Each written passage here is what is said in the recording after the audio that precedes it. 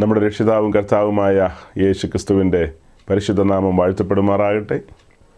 വീണ്ടും നമ്മൾ ഈ വർഷത്തിൻ്റെ അവസാന മാസം ദൈവസന്നിധിയിൽ ഒരുമിച്ച് കൂടിയിരിക്കുകയാണ്. കർത്താവിൻ്റെ വൻ കൃപകൾ നമ്മൾ അനുഭവിച്ചുകൊണ്ടിരിക്കുന്നു. കഴിഞ്ഞ കുറേ ആഴ്ചകളായി നമ്മുടെ ബഹുമാനപ്പെട്ട അച്ഛൻ സംസാരിച്ച, അതായത് സ്നാനത്തിൻ്റെ മുൻകുറിയാണ് പരിച്ഛേദന എന്നൊക്കെ പറഞ്ഞ കാര്യങ്ങൾക്ക് ഒരു മറുപടി എന്നോണം, ഒരു പഠനം എന്നോണം നമ്മളും അതിനോട് ചേർന്ന് ഇങ്ങനെ സംസാരിച്ചു പോവുകയായിരുന്നു. അദ്ദേഹത്തിൻ്റെ പഠന സീരീസിൽ മുൻപോട്ട് കൊണ്ടുപോകുന്നത് നിഖ്യ വിശ്വാസ പ്രമാണവുമായി ബന്ധപ്പെട്ട് അതിൻ്റെ ഏറ്റവും ഒടുവിലത്തെ ഖണ്ഡിക, പാപമോചനത്തിനുള്ള മാമോദീസ ഒന്ന് മാത്രമെന്നുള്ള ആ പാരഗ്രാഫിൽ നിന്നുള്ള വിശദീകരണമാണ് കുറേ നാളുകളായി കൊടുത്തുകൊണ്ടിരുന്നത്. അതിനിടയിൽ പെന്തക്കോസ്ത് സമൂഹമൊക്കെ അനുവർത്തിക്കുന്ന സ്നാനത്തെക്കുറിച്ചും ഉപദേശ സംഹിതകളെക്കുറിച്ചൊക്കെ ഇടയ്ക്കിടയ്ക്കൊക്കെ ചില പരാമർശങ്ങളൊക്കെ നടത്താറുണ്ട്. അപ്പോൾ അതിനോടുള്ള ബന്ധത്തിലാണ് നമ്മളും ചില മറുപടികളൊക്കെ പറഞ്ഞത്. അതല്ലാതെ ജനറലായിട്ട് അദ്ദേഹത്തിൻ്റെ സംസാരത്തിന് മറുപടികൾ കൊടുക്കേണ്ട കാര്യമൊന്നും നമുക്കില്ല, അതിനെ വിശകലനം ചെയ്യേണ്ട കാര്യവുമില്ല. എന്നാൽ ഈ പറഞ്ഞ രീതിയിൽ ഇടയ്ക്കൊക്കെ ചില സംഭാഷണങ്ങൾ വരുമ്പോൾ അതിനൊരു മറുപടി എന്നോണം നമ്മൾ സംസാരിച്ചു. അദ്ദേഹം അങ്ങനെ സംസാരിക്കാനുണ്ടായ കാരണം അവരുടെ ഇടയിൽ നിന്ന് ധാരാളം പേര് പെന്തക്കോസ്ത് അനുഭവത്തിലേക്ക് പോയിട്ടുണ്ട്. അപ്പോൾ അങ്ങനെ പോയവരോടുള്ള ബന്ധത്തിലും ഇനി ആരും പോകാതിരിക്കാൻ വേണ്ടിയിട്ടുമാണ് അദ്ദേഹം അത് ഉത്സാഹിക്കുന്നത്. അങ്ങനെ അവരുടെ ഇടയിൽ നിന്ന് പോയവരെ ഒന്ന് ബോധവൽക്കരിക്കാനും ഇനി പലരും പോകാതിരിക്കാനും വേണ്ടിയുള്ള ബോധവൽക്കരണമാണ്. അപ്പോൾ തന്നെ അങ്ങനെയുള്ള കൂട്ടങ്ങളിൽ നിന്ന് വന്നവരോടുള്ള ബന്ധത്തിൽ അവരെ വചനത്തിൽ ഉറപ്പിക്കുക, വിശ്വാസത്തിൽ കരുത്തുള്ളവരാക്കി മാറ്റുക എന്നുള്ളത് നമ്മുടെയും ദൗത്യമാണ്. നമ്മൾ നമ്മുടെ ലെവൽ ബെസ്റ്റിൽ ദൈവകൃപയിൽ ആശ്രയിച്ച് പരിശുദ്ധാത്മ സഹായത്താൽ അതൊക്കെ ചെയ്യുന്നു. അങ്ങനെ പല കാര്യങ്ങളും പറഞ്ഞ് നമ്മൾ മുൻപോട്ട് പോവുകയായിരുന്നു. കഴിഞ്ഞ 2-3 ആഴ്ച മുമ്പ് വരെ അച്ഛൻ്റെ ചോദ്യങ്ങൾക്ക് നമ്മൾ മറുപടി പറഞ്ഞുകൊണ്ടിരിക്കുകയായിരുന്നു. അതിൽ ഒരു ചോദ്യം ഇനി പെൻഡിങ്ങിലുണ്ട്. ആ ചോദ്യത്തിൻ്റെ ഉത്തരം അടുത്ത ആഴ്ച പറയാമെന്നാണ് ഞാൻ ആഗ്രഹിക്കുന്നത്.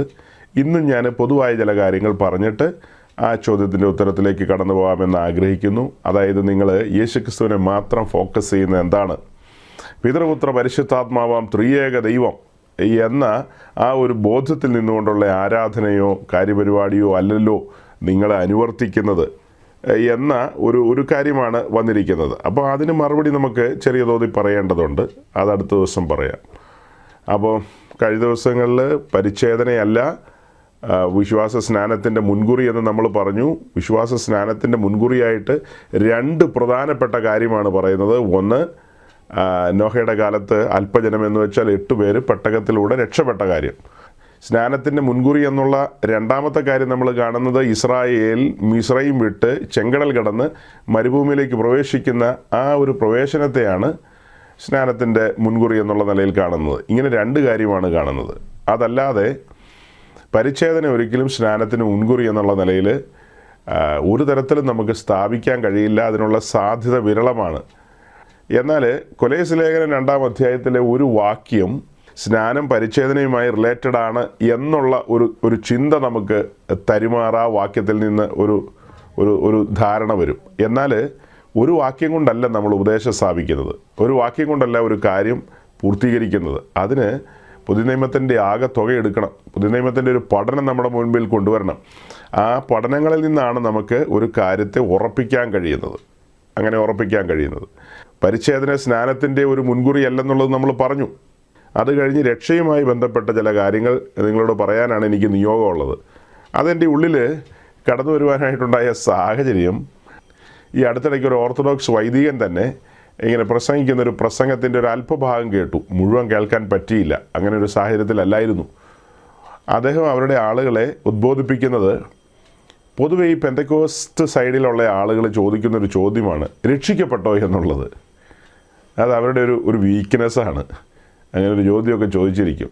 ഏറ്റവും അടുത്ത ഫ്രണ്ട്സിനോടോ ബന്ധുക്കളോടോ, ഇനി ഒരു ബന്ധമില്ലേ പോലും ചിലപ്പോൾ ചോദിച്ചു കളയും. അങ്ങനത്തെ ചരിത്രങ്ങൾ ധാരാളമുണ്ട്. പണ്ട് കാലത്ത് ഓർത്തഡോക്സിലെ ഒരു പുരോഹിതനായിരുന്ന ജോർജ് മാത്യു പുതുപ്പള്ളി ഡൽഹിയിലുള്ള ഒരു പള്ളിയിൽ ശുശ്രൂഷ ചെയ്തുകൊണ്ടിരിക്കുന്ന സമയത്ത് നാട്ടിലേക്ക് വരുവാൻ കേരള എക്സ്പ്രസ്സിൽ യാത്ര ചെയ്യുമ്പോൾ ഓപ്പോസിറ്റ് സൈഡിലിരുന്ന താനിരുന്ന സീറ്റിന് മറു സൈഡിലിരുന്ന ഒരു പെന്തക്കോസ്തുകാരൻ സംസാര മധ്യത്തിൽ എടുത്തടിച്ചോണം ഒരു ചോദ്യം ചോദിച്ചു, അച്ഛൻ രക്ഷിക്കപ്പെട്ടതാണോ എന്ന്. അച്ഛന് വലിയ കോപമുണ്ടായി. വല്ലാത്ത ചോദ്യമാണത്. വർഷങ്ങളായിട്ട് ഒരു ഓർത്തഡോക്സ് സമൂഹത്തിൻ്റെ ശുശ്രൂഷകൻ എന്ന നിലയിൽ ആ സമൂഹത്തെ ശുശ്രൂഷിച്ചുകൊണ്ടിരിക്കുന്ന ഒരു മനുഷ്യനാണ്. ഒരു ക്രിസ്ത്യാനി എന്നുള്ള നിലയിൽ നല്ല ബോധ്യത്തിലാണ് പോകുന്നത്. അപ്പോഴാണ് ഇങ്ങനത്തെ ചോദ്യമൊക്കെ വരുന്നത്. അദ്ദേഹത്തിന് അലോസരം ഉണ്ടായി, ദേഷ്യം തോന്നി. എന്നാലും അത് അധികം പുറത്ത് കാണിച്ചില്ല. പിന്നീട് അദ്ദേഹമായിട്ട് സംസാരിക്കാൻ തുനിഞ്ഞില്ല. എന്നാൽ ആ മനുഷ്യൻ്റെ ചോദ്യം ഇദ്ദേഹത്തിൻ്റെ ഹൃദയത്തിൽ കയറി ഉടക്കി. അതവിടെ കുരുത്ത് കടന്നു.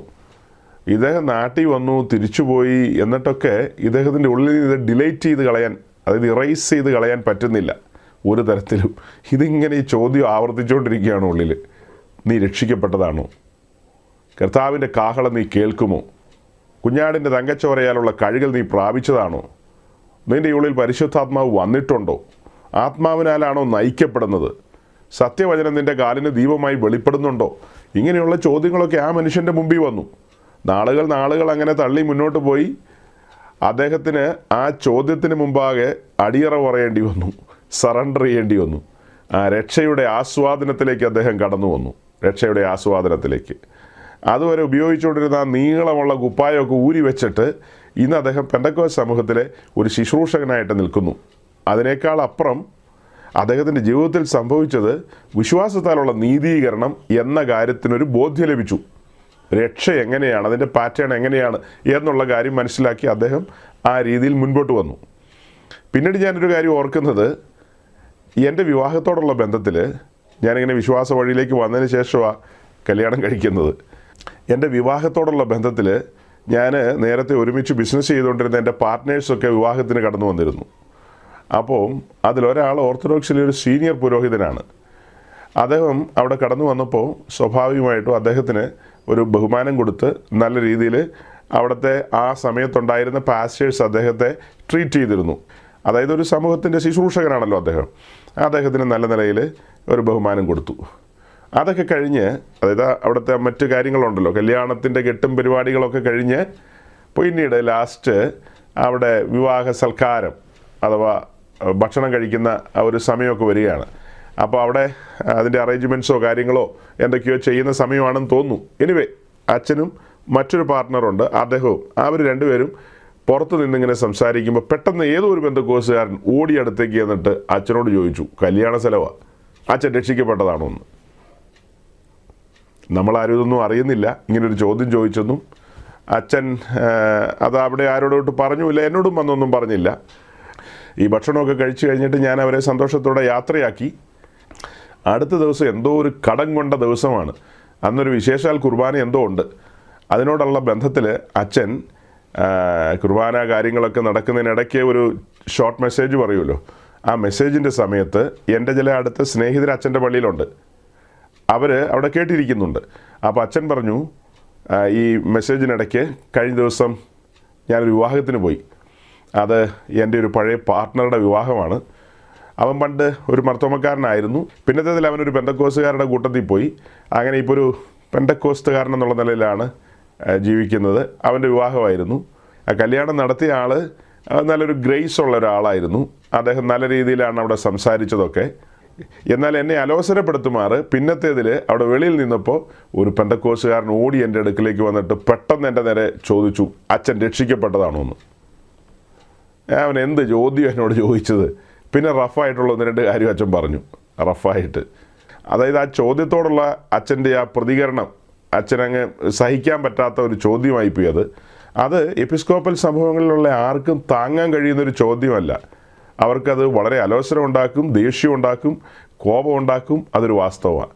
അത് ആരാ ചോദിച്ചതെന്ന് ഇന്നും നമുക്കറിയില്ല.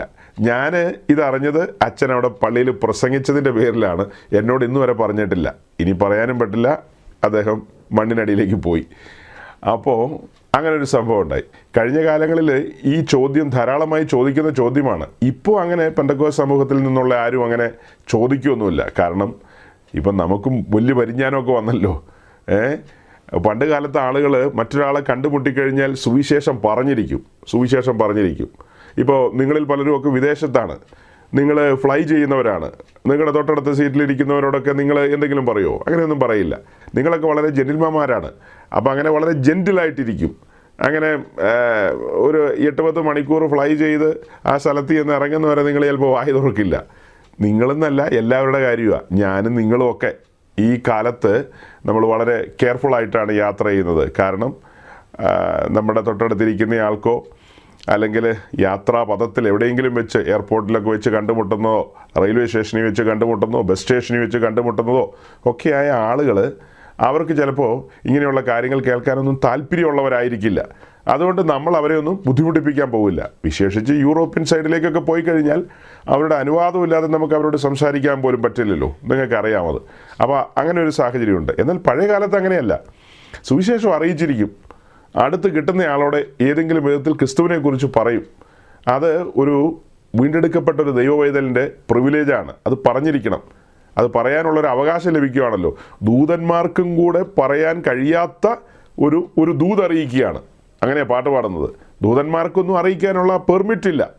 ക്രിസ്തുയേശുവിലുള്ള വിശ്വാസം മൂലമുള്ള രക്ഷ, ദൈവരാജ്യത്തിലേക്കുള്ള പ്രവേശനം, ഈ സന്ദേശം മറ്റുള്ളവരെ അറിയിക്കാൻ ദൂതന്മാരെ അനുവദിച്ചിട്ടില്ല. അതൊക്കെ അനുവദിച്ചിരിക്കുന്നത് വീണ്ടെടുക്കപ്പെട്ടവരെ മാത്രമാണ്.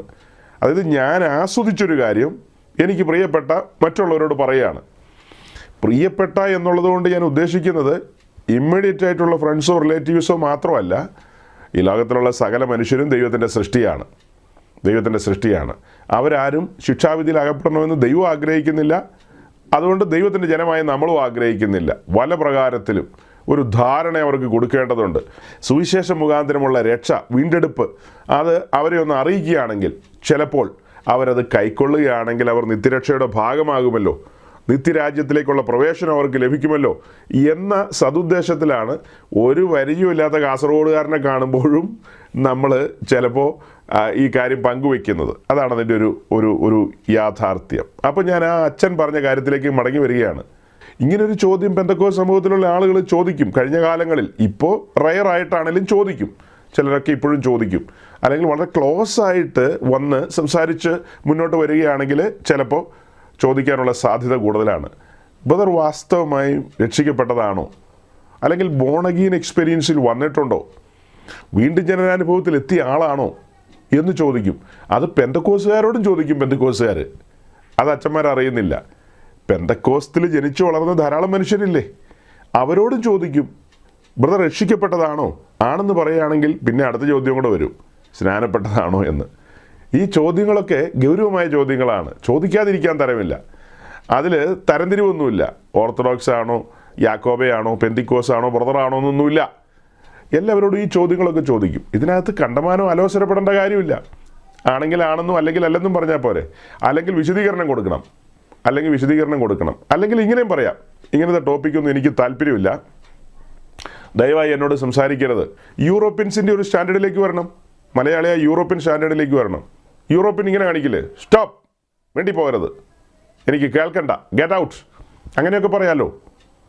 പക്ഷെ ഇവന് ചോദിക്കാതിരിക്കാൻ പറ്റില്ല. രക്ഷിക്കപ്പെട്ടതാണോ എന്ന് ചോദിക്കുന്നതിൻ്റെ കാരണം എന്നാ? പേര് ജീവപുസ്തകത്തിൽ വരണം.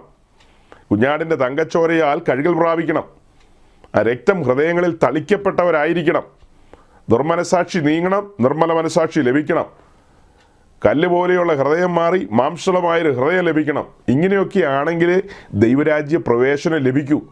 ഈ വക ബോധ്യങ്ങളുള്ളവനാണ് ഈ ചോദ്യമൊക്കെ ചോദിക്കുന്നത്. ഇതൊന്നും ഇല്ലെങ്കിൽ ദൈവരാജ്യ പ്രവേശനം സാധ്യമല്ല. ക്രിസ്തുവിൻ്റെ ആത്മാവുള്ളവൻ അവനുള്ളവനാകുന്നു എന്നാണ്. അങ്ങനെയല്ലേ റോമാലേഖനം 8-ാം അധ്യായത്തിൽ വായിക്കുന്നത്. ക്രിസ്തുവിൻ്റെ ആത്മാവുള്ളവൻ അവനുള്ളവനാകുന്നു. അപ്പോൾ ക്രിസ്തുവിൻ്റെ ആത്മാവില്ലാത്ത ഒരുവൻ ക്രിസ്തുവിനുള്ളവനല്ല. ക്രിസ്തുവിനുള്ളവനല്ലെങ്കിൽ കാഹളം കേൾക്കുമോ? അവൻ ദൈവരാജ്യത്തിൽ പ്രവേശിക്കുമോ? വരാൻ പോകുന്ന പുതിയ ഭൂമിയിൽ അവന് പ്രവേശനമുണ്ടോ? ഒന്നുമില്ല. പിന്നെ അവനുള്ള പ്രവേശനം എവിടെയാ? അല്ലെങ്കിൽ അവൻ്റെ നിത്യത എല്ലാവർക്കും ഉണ്ട്. അവൻ്റെ നിത്യത അവൻ എവിടെ ചെലവഴിക്കും? കീഴേ പാതാളം വഴി അവൻ വെള്ളസിംഹാസനത്തിന് മുമ്പാകെ എത്തി അവിടെ നിന്ന് നേരെ ലേക്ക് ഓഫ് ഫയറിലേക്ക് പോകും. ഇതാണ് അവൻ്റെ വഴി. കീഴേ പാതാളം, അതായത് യാതനാസ്ഥലം. അവിടെ നിന്ന് നേരെ വെള്ളസിംഹാസനത്തിന് മുമ്പാകെ വരും. അവിടെ വന്ന് ജഡ്ജ്മെൻറ്റ് വായിച്ച് കേൾക്കും. കേട്ടിട്ട് പിന്നെ ലേക്ക് ഓഫ് ഫയർ അഥവാ തീപ്പൊയ്കയിലേക്ക് പോകും. ഇതാണ് അതിൻ്റെ ഒരു റൂട്ടെന്ന് പറയുന്നത്. ഇതാണ് അതിൻ്റെ ഒരു റൂട്ട്. അപ്പോൾ അതൊട്ടും ശില്ലിയായ കാര്യമല്ല. ഒരു മനുഷ്യൻ്റെ ആത്മാവിന് മുഴു ലോകത്തെക്കാളും വിലയുണ്ടെന്നൊക്കെ ഈ ബൈബിളിൽ എഴുതി വെച്ചു. ഒരു മനുഷ്യൻ്റെ ആത്മാവിന് മുഴു ലോകത്തെക്കാളും വിലയുണ്ടെന്ന് പറയുമ്പോൾ ആ ആത്മാവിൻ്റെ വില, ആ വ്യക്തിയുടെ രക്ഷ, ആ ആത്മാവ് അതെത്ര പ്രഷ്യസാണ്, ആ രക്ഷ എത്ര വിലയുള്ളതാണ് എന്ന ചിന്തയാണ് ഇങ്ങനെ ആളുകളോട് ചോദിക്കാൻ ഇവരെ പ്രേരിപ്പിക്കുന്നത്. അല്ലേ? സുവിശേഷത്തിൽ അങ്ങനെ ഒരു വാക്യമില്ലായിരുന്നെങ്കിൽ, അതായത് ഒരു മനുഷ്യൻ്റെ ആത്മാവിന് മുഴു ലോകത്തെക്കാളും വിലയുണ്ടെന്നുള്ള പദപ്രയോഗങ്ങളില്ലെന്ന് വിചാരിക്കുക.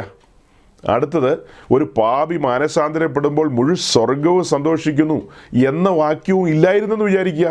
എനിക്ക് തോന്നുന്നത് ഈ പെന്തിക്കോസ്തുകാർ ഇങ്ങനെ ചോദ്യം ചോദിക്കുമെന്ന് തോന്നുന്നില്ല. ആ രണ്ട് പ്രധാനപ്പെട്ട വാക്യങ്ങൾ ഏതൊക്കെയാ?